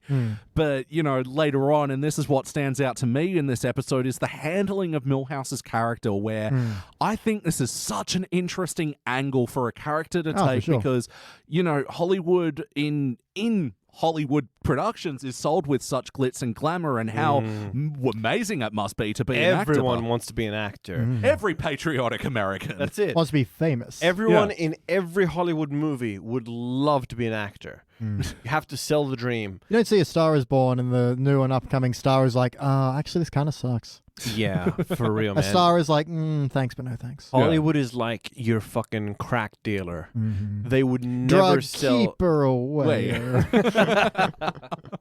Fucking Phil Hartman as well. Love my Phil. goodness. Good old Sorry to Phil. step on your point there. But... No, but you know what I'm saying. No, like, absolutely. Hollywood would never portray an actor as anything less than an idealized goal to be. Yeah, well, it does remind me a little bit. Recently found out that Will Wheaton apparently got into acting because his mum pushed him into it. He never wanted to do it. And a lot of his chronic depression, he draws a connection to trying to make her happy. Blames his mom for it. Well, just the attempt to earn her love. Will Real sad. Wheaton has blocked me on Twitter. Really? Why? What'd you do? What did you say? He We did. like What Star did Trek you sucks. say? He did like a mass blocking thing a couple of years ago. That's unrelated to why you got blocked, isn't it? Yeah. But he basically put through a program which sort of Right. detected behaviors and whatever, but it was a bit too over corrective, and it became a thing on Twitter. Why did Will Wheaton block me? What did I do?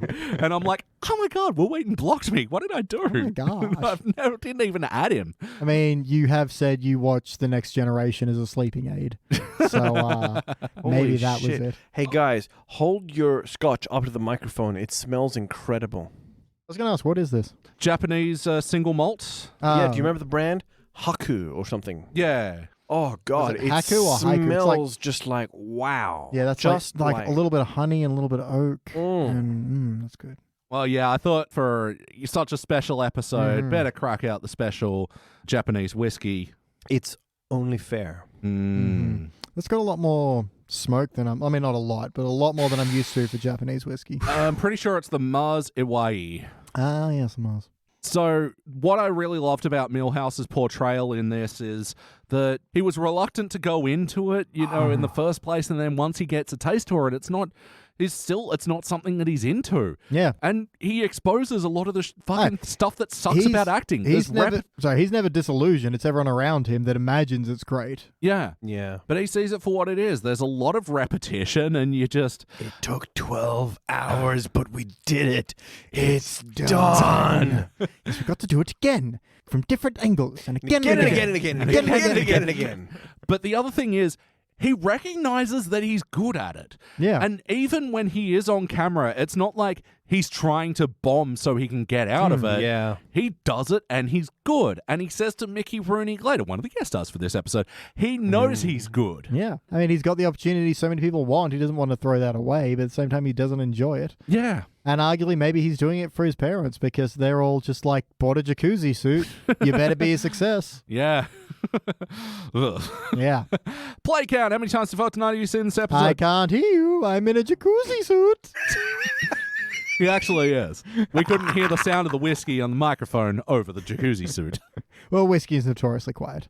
Can't tell you how many times I've seen this one.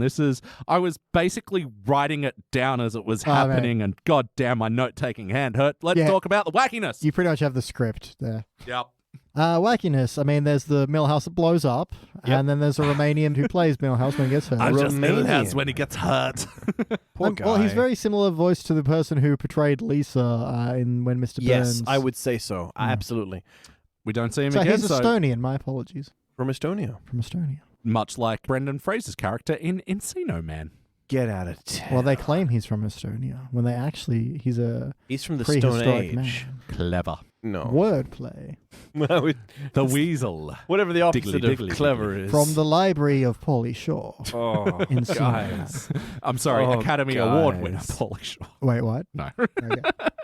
Academy Award winner Bart Simpson. Back to get us on track to get us on back. Mm-hmm.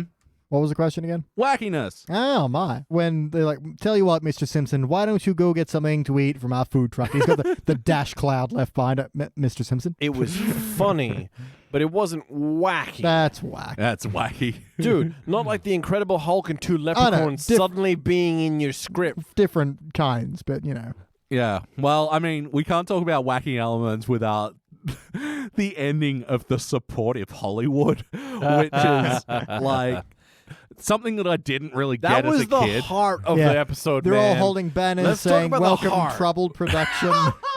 Oh, God, it's just so fucking sweet. Just take what you need from our boutiques and until you get back on your feet. Mickey Rooney's whole final chapter is like, well, I hope you're happy. There were just a bunch of nice movie folks, and you slick small towners took them for everything they were worth. Yeah. Okay, yeah, you're right. This was the heart question, wasn't it? Lean on me. When Oh, you're not strong, I'll be your friend. I'll help you carry on with this podcast. Yes. Beautiful. That was beautiful. It was ridiculous, but it was beautiful more than it was wacky. And yeah, guest star of this episode, Mickey Rooney. Really? Star of stage from 1939 to 1940. Wow, spanning 2 decades. Ow! I know that is one of the jokes I only got when I was older. I was like, I wait know, a second. Hang on, ticking. So just while we're on wakiness, like the 6-corner treehouse. Yes. Yes. Oh yeah, we wiretapped your treehouse phone. I mean, let's get it out of town. There's no reason why a room can't have 6 corners. That's true, but it's just... But it was clearly a 4-corner room that had 6 sudden corners. It is much like the ABC show on at 8 o'clock on Mondays. 4 corners? Is that still on? I don't know. Probably. Yeah, fair enough. Sorry, one last bit of whack I want to bring up is the creepy spirograph guy. When he's going to all of Millhouse's normal haunts, he's like, "You seen Millhouse? No. Wait, there's a direct correlation between the decline of spirograph and the increase of gang activity? Think about it." Okay. No, The heck was his won't. name? Dr. Spyro-Apocalypse or something? Spirograph. Spirographo. Spiroglonophonus. It's pronounced Spiro. It's a Greek name. Any other wackiness? These dogs, will they find Millhouse or will they find him and kill him? Well, I found him in the You just trailed off there. Yeah, I did. The slot car racing place has like 1/24th the size, 1/8 the fun. 1/8 the fun. I've never noticed that 3/8 before. the fun. It was 3/8 the fun. The mathematics on that joke are so specific that it's It's incredible, isn't it? being accurate, much like the amount of cats you have to tape together to look like a horse. Again, quotable moments in this episode. Fucking hell. Oh, man. All right, the heart of this episode. Who's got the bumps? I mean, Millhouse, come on. Yeah. He Come was so on. jaded and disillusioned, and he didn't want to be there. He just wanted to be happy. Yeah. I like the tone with Bart as well, that they didn't play the whole jealousy angle. It was like Lisa sort of had it talking to him. It's like, hey, Millhouse needs you right now to throw whiskey bottles at. I mean, they did for a minute when Bart's like, well, George Burns was right. Showbiz is a hideous bitch goddess. Fucking great quote, that. I gotta say that I felt hard when Bart was an incredible actor. When he went, look out, Radioactive Man! Look, I leaned away from the mic. Look out, Radioactive Man! And all the kids went, wow, he's so good! Wow! And his commitment to like growing a full inch in a day. That's how fast Grandpa's shrinking. And he goes, Pull your now majesties." is the winter of our discontent. And Ralph runs away going, oh no, what do I do? Oh no, run. And he's great. And he gets in the audition and he doesn't fuck up in the audition. He's great in the audition. He's confident, he's bold, his projection, his... Sorry, I just remember the opening of that where Bart's practicing at home and Homer's all like, Marge, you have other men in this house? Radioactive men. Jesus. It is wacky as well, the double misdirect with Bart Yeah. in the audition. Yeah. It's like, you've got the part. That's what I'd be saying if you were just an inch taller. Next. But that's the heart. Bart is so good, and he puts his heart on the line. He wears his Wait a heart in his second. sleeve there. Wait a second. Isn't Millhouse shorter than Bart? Yeah. My God. But Bart doesn't look like Bart on camera. You got to use a Millhouse. Gonna tape a bunch of Millhouse together. Yeah, that is like, because it's even more obvious when Bart walks in. Look, I grew that extra inch on it, plus several feet more. Yeah, for real. And they do the second misdirect. We found it in your file, boy. And he's next to you. Or their third one where Martin's sitting there. He's like, who's that boy? He's absolutely perfect. I don't know. He didn't fill out his forms like the rest of kids. Oh, well, then let it go. It wouldn't be fair to the other children. Wouldn't be Shouldn't fill out their fair to the other application children. Yeah, right, Hollywood. Oh. Yeah, fucking right. That's what it's like, and I will not have you say otherwise. Unless But you're fourth suggesting- misdirect as well. Mickey Rooney go, well, you know, Millhouse doesn't want to do it, but we found a perfectly good Fallout Boy right over here. Oh, yeah. Jiminy Jellicoras. Jiminy Jellicoras. Hey, You've that was said a it so many pretty good Mickey times, Rooney. it doesn't even make sense anymore. You sounded just like he did in Yeah, that Sin little City. bit of... Do you want me to do my impression of Mickey Rooney in No. Breakfast at Tiffany's? Yes, No, because I know you No. won't. Because I know you also haven't seen it. he hasn't seen it. Oh, it's really bad. But ultimately, did it feel like My God, yes. You're telling me, son? This is just straight, uncut Simpsons. Lather it over my body. Bathe in it. Yeah, look, this is... I feel like this was in the seasons where, especially season 6, 7, 8, they're really pushing more of the wacky plots, and they're pushing the Simpsons characters and Springfield characters and really... Exploring what it means to be a Simpsons character. How far Yeah. can you push it before it starts seeming ludicrous? And I think it's so different to bring something into Springfield rather than have the Simpsons go to. Yeah. Because that... Nice. While still being wacky is not as wacky because it's things happening to them. Yeah. Even you could say the Mo joke about Little Rascals was kind of Yeah. a cutaway, but it had something to do with acting and it's, performing. it's the sense of Star Fever Yeah. gripping everyone. It's Yeah. like, well, you know, I've actually had a little brush with Hollywood myself. It was hard to find an excuse for me to get sit in the face every episode, but you know, we had good writers. That fucking episode that they showed was like 1940s, man. How old is Mo? Well, this was in the Debatable. 95, so oh shit, yeah, he's like in his at least in his 60s. He's blanksties. You stole my bit. You stole. So I love the lead into that where it's like, well, if you were such a big shot, why aren't you one now? And then he kind of turns around like, Mo? Yeah, that was great. And the exit line, oh my God, he killed the original Alfalfa. Because, yeah, this would have been around the time that Little Rascals 90s movie was at least out or in production or something. Oh, surely You don't know it's the original Alfalfa until you kill him. Yeah, just like in Dark Knight. Oh my God, he killed the fourth Joker. Yeah. Ah, shoot. There goes another Batman. Hey there. Batty boy. Wait, that means something else in England, damn it. One of the comics in the start of the episode was Batboy, but he was holding up a baseball bat. Nice. Fucking the visual jokes in this episode, man. Yeah, look, it felt like a Simpsons. It's part. Yes, it it's a did. part of us all. Part of us all. But yes or no? Would you watch it again? Absolutely. I would be willing to watch it right now. Well, good thing we're going to do that. But first, we need to discuss what playlist would put this in. Schwarzwaldian. Yeah.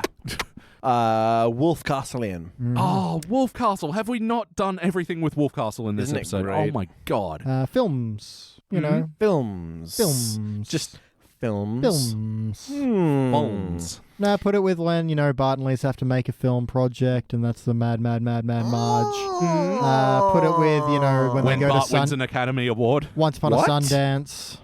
Yeah, Bart is now an Academy Yeah, Award but winner. in the world or in our world? In HD Simpsons world. Yeah. All right. It doesn't exactly count. It's not the best episode. counts Counts in as a canon. playlist, though.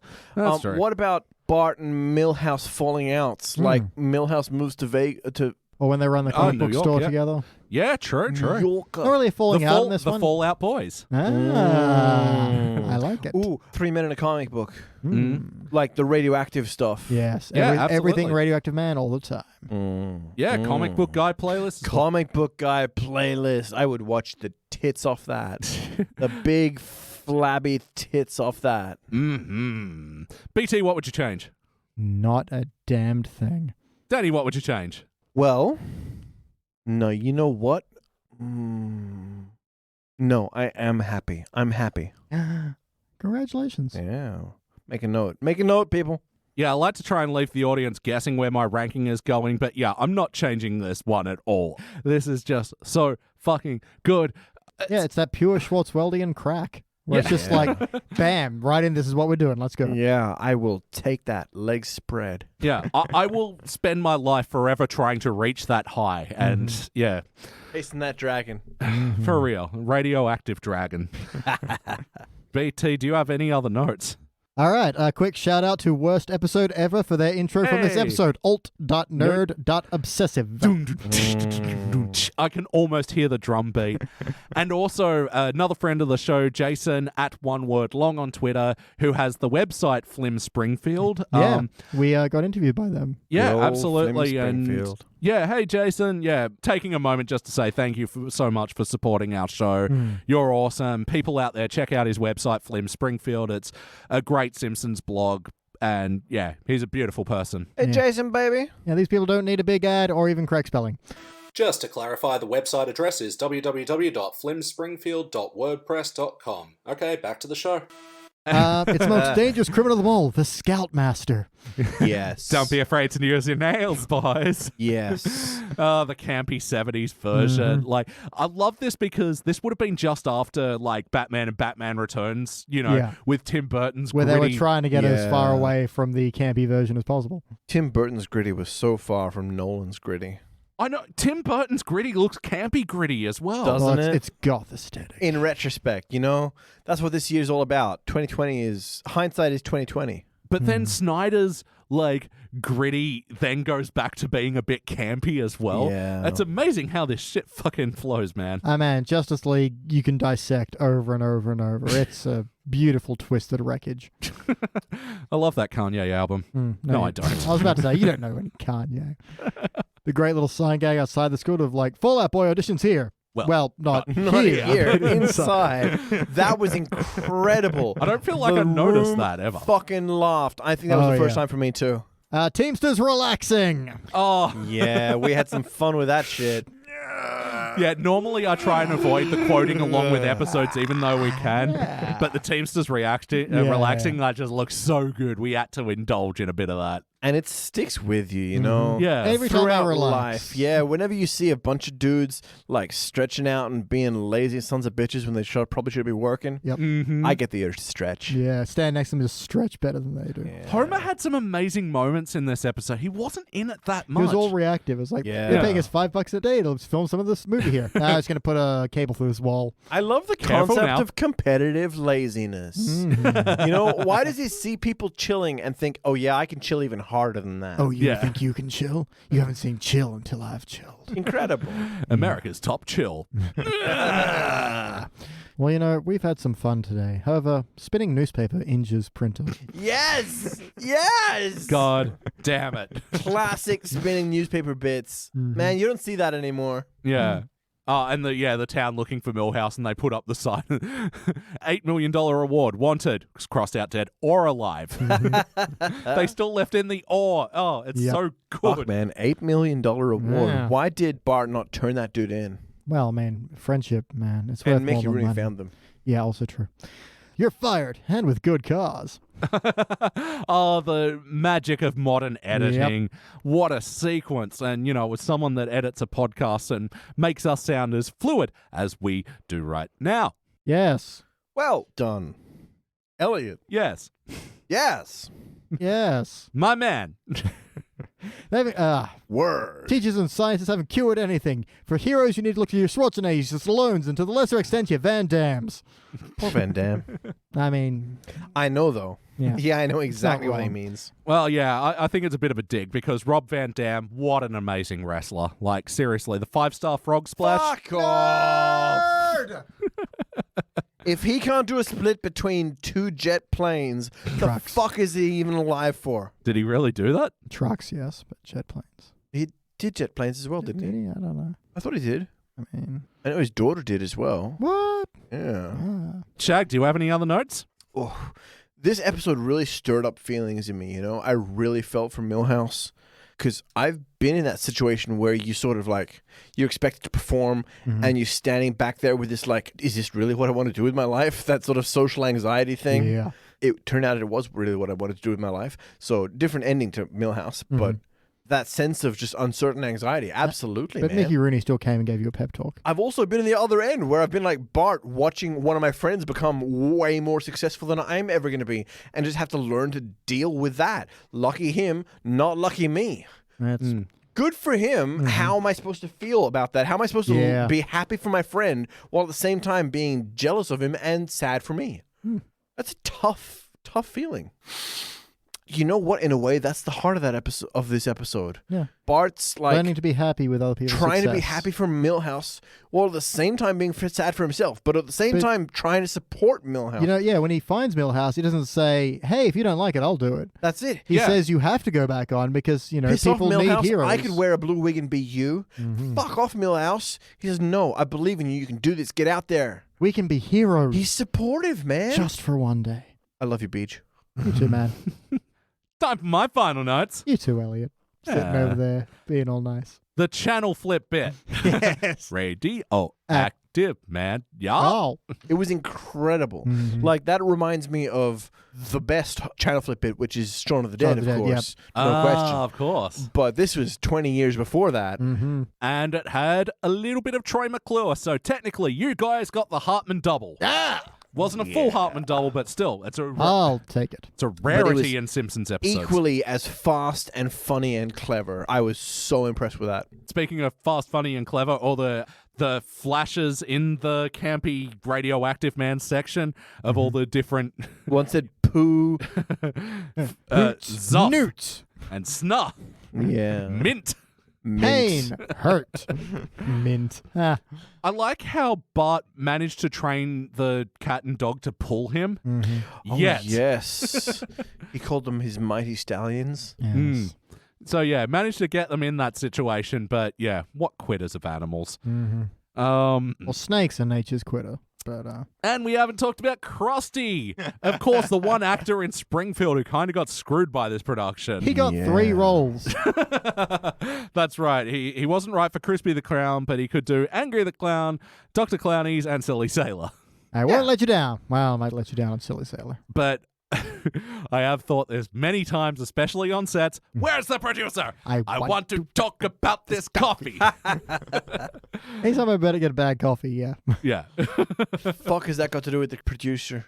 You complain to the top, man. No, the top is busy doing top biz. That's why you bother them. Honestly, it's this quote, which is why I started bringing an espresso machine when we were doing our Day Plus One film shoots, just to make sure people wouldn't talk to me about the coffee. Good, good man. But I mean, just on that as well, doing that experience and also like a little bit of my extra work that I was doing a little while ago, like I really do get where Milhouse is coming from and the repetition and the long breaks in between scenes. Like, it is mental. Like, you know, a book in your phone can only really entertain you in between this shit for so long. Well, I mean, our longest shoot on Dave Plus One, you can check it out now on YouTube or DavePlus1.com. Dave Plus One, what's that? Oh, it's a web series that Elliot, Phil, and I made, a little Robcom series. It was very good. In fact, one of our good friends, Danny Rosewell, helped us with some of the music for it. Indeed, that was good fun. You don't say. Anyway, back to point, was that our longest day on that, I think, was 14 hours. And our star, Ella, who had to come up from like an hour away, so she would have got up at 5 a.m. and we didn't wrap till 10, and still delivering perfect performances every time we called cut, do it again, for free. This is what acting is like, people. It's hard, for free. But damn, it's when some people are just so passionate about it, and I really respect that. Trivia, this was the first episode of The Simpsons to be digitally coloured. Really? Yeah, and they wouldn't do this again until season 12. But yeah, this was like an experiment, and I do think this episode kind of looks different, like because of it, maybe. I A don't little know. crisper, I'm not sure. Okay, Beach, look up Gabby Hayes. I don't know who that is. And Shag, you don't have your phone with you, do you? Of course I do. My middle name is Phone. You have a lot of middle names, and it's confusing for anyone keeping track. Try not to keep track. Look up Van Johnson. Because Milhouse is going to be big. Gabby Hayes big. And then Mickey Rooney says later, you're good. Van Johnson good. And I feel like this episode is doing a lot of these inside Hollywood things. I wouldn't be surprised if you poured over the script and found more deeper things. So George Francis Gabby Hayes was an American actor. He began as something of a leading man and a character player, but he was best known for his numerous appearances in B-Western films. There we go. Yeah. Similar, Van Johnson was born in 1916. He was famous during the Metro Golden Mayer sort of era. Oh, yeah. He was in Battleground. Is that a Battleground sound? No, it's my MGM. Oh! When the Lion Roars. Yeah. That was my Patrick Stewart. Yeah, when the Lion Roars, start playing Dark Side of the Moon. Fantasy Island, Scorpion Two Tails, Love Boat, One Day at a Time, Kidnapping the President, From Corleone to Brooklyn. Dude, he's been in like 126 movies. He is super huge. And Mickey Rooney? He's not super huge. He's pretty small. Yeah, who's heard of Mickey Rooney? He was being a distressed girl in a Jello pudding commercial. Well, no, he could have been. Yeah. Should he wanted. Let's rank this thing. Danny's first. My gut says cubic. Mm-hmm. What do So your it's a brains cubic. say? Okay. Good. Concise. Yeah, cubic as well. I mean, like it was going to be anything else, Yeah. BT. Cubic 100%. This just like glittering cubic. This was so good. Beginning to end. Yeah. Like, this is just an episode we compare other Simpsons against. I've been saving this one for a long time, waiting for a lovely night to do it with. It was fast. It was clever. It was funny the whole way through. It had a heart, but it didn't feel sappy. It didn't feel like it was just a joke vehicle. It was only an A plot. There wasn't a B plot. But again, because it's so all-consuming to the town, that makes sense. Yeah, the whole town was in on it. It was just one big A plot with everyone involved. Yeah. It's just exquisite writing. Like, to be honest, I feel privileged to do this podcast when episodes like this come along, and I'm not exaggerating. Well, that's it, man. Oh, man. That's Amazing it. stuff. This is a unanimous cubic zirconia. It'll be the 8th episode from season 7 to be dubbed a unanimous cubic zirconia. We're putting some good runs in that. It'll be joining Who Shot Mr. Burns Part 2. Yeah. Bart sells his soul. That's the one where Bart sells his soul. Oh, it is. Bart the Fink, where Bart dobs in Krusty for tax evasion. Avoision. I don't say avoision. I say evasion. Homer the Smithers, when Homer becomes the Smithers. The Day the Violence Died, that's Chester J. Lampwick and the original Itchy cartoon. And the solid gold house and a rocket car. The Curse of the Flying Hellfish, that was one of Yes. our That very was fucking amazing. I have really fond memories of that one, just being miles better than I remembered. Yeah. Oh, And one of our early episodes and one of our early cubics as well. wow. yeah. Where we were like, okay, this is setting the pace. This is what other cubics have Yeah, to live up that's to. we the were benchmark. not sober that night, guys. True. Early dank episodes, man. What a ride. Unlike tonight. This is the drunkest I've been on a podcast for a very long time. Woohoo!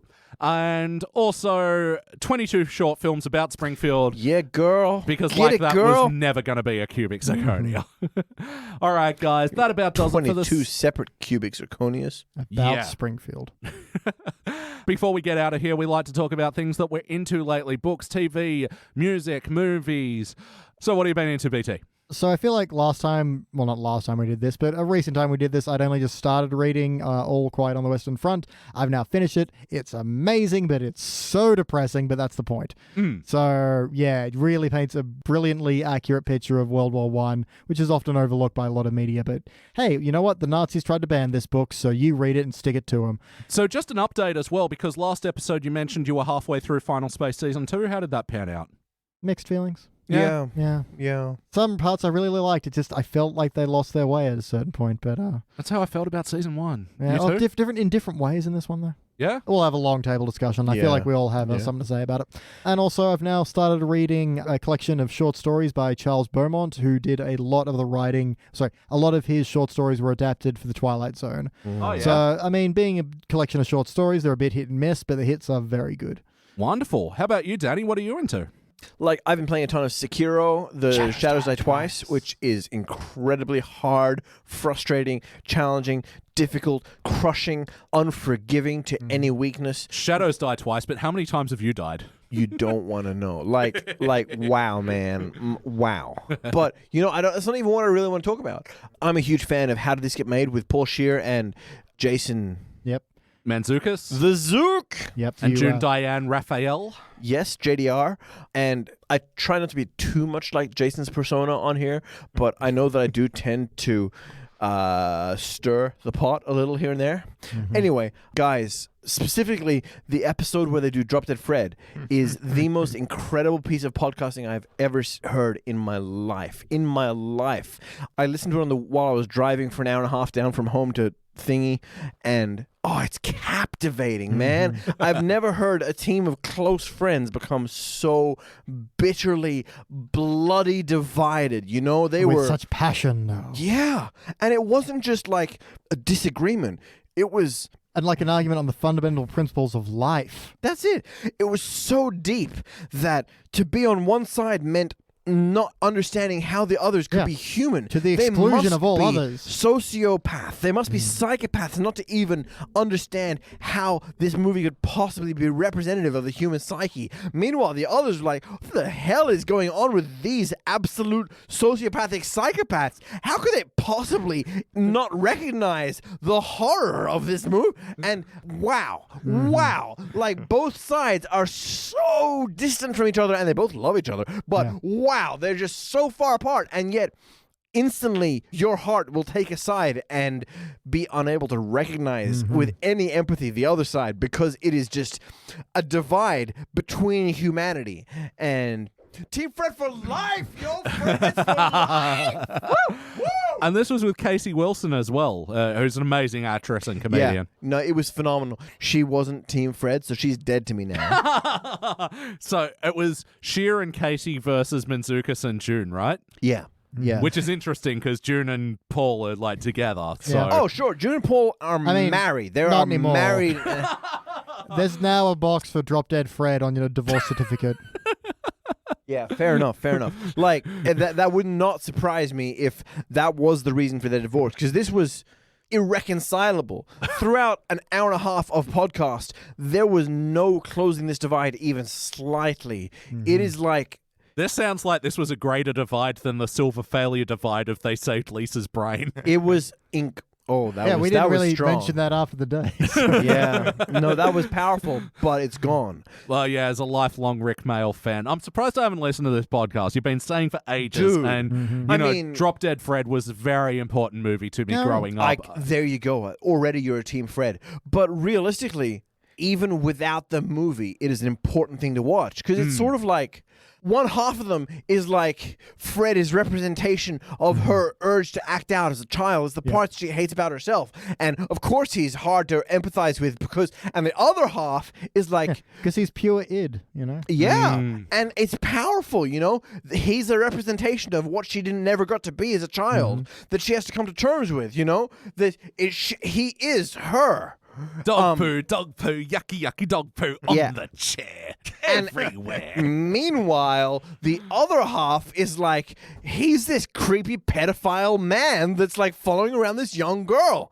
And it's just like, there's no fucking way that anyone that thinks he's a pedophile will ever understand that he's actually her. And anyone that says he's actually her id, and he is, of course, he's unlikable because he's a reflection of the parts of her she doesn't like about herself. That needed consolidation and creation, yeah. It's this incredible divide between humanity, between husband and wife. Oh, man, Paul and June. I love you both. And as for what I've been into What lately, have you been into lately, Elliot? guys, I broke my fucking streak in 2019. You started masturbating again. Sorry. This man plays Tinder like boom. He doesn't need to masturbate. You know, I'm thinking of putting on my Tinder profile right now, 1/24 the size, 3/8 the fun. No one will get it but us. And we will super like you. You know what, actually? I would swipe right, son. One of my absolute favorite people that I've met on Tinder, in her bio, and all it reads is, I'm looking for someone to play knifey spoony with. Yes, that's the girl. Yeah. She's the one. Cat noise. Yeah, last year I read books. Not just books, but books. What the fudge? So when I went to Uganda, Where's Uganda? I don't know what's a gander with you. hey, dun dun dun dun dun dun I suck. dun. It's somewhere in Rwanda, right? It's actually next door to it. Ah, it's close. Literally, yeah. I went to Uganda, and in the down hours, internet wasn't always available. So I've had the book on my phone for ages, The Death of WCW, which goes into the wrestling organization, WCW. World Charity Wildlife. World Wrestling Charity. World Charity Wrestling. There you go. Which is a wrestling promotion that in the late 90s was exceeding WWF, now known as WWE. They were the ones who did the whole NWO angle. It's an amazing story about how a wrestling promotion can get such a good idea that can nearly topple the top wrestling organization in America, but then just absolutely squander its potential for the next few years afterwards. It's a little bit hard to read for people who aren't that into wrestling and don't know the ins and outs. It's sort of, like the way we do on the Simpsons Index, we sort of take some shortcuts with explaining the jokes, and, we sort of rely on some pre-knowledge. Yeah.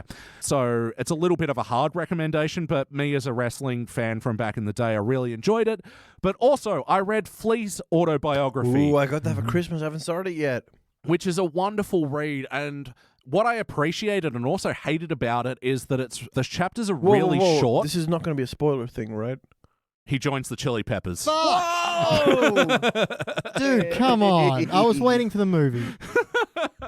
This one's called Acid for the Children, right? Correct. And yeah, it's written in this short style, and because I had Death of WCW I had on my phone, but this I had the physical book of it. And it was annoying because he writes in this short chapter style, which wastes so much paper.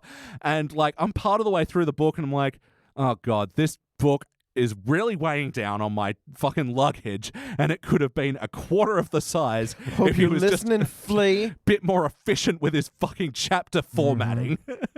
So that's the only thing I hate about it, but it's a wonderful story about a man that I love so dear. Flea is the reason I play bass. I listen to Chili Peppers and I'm like, the fuck is that? That is not the guitar.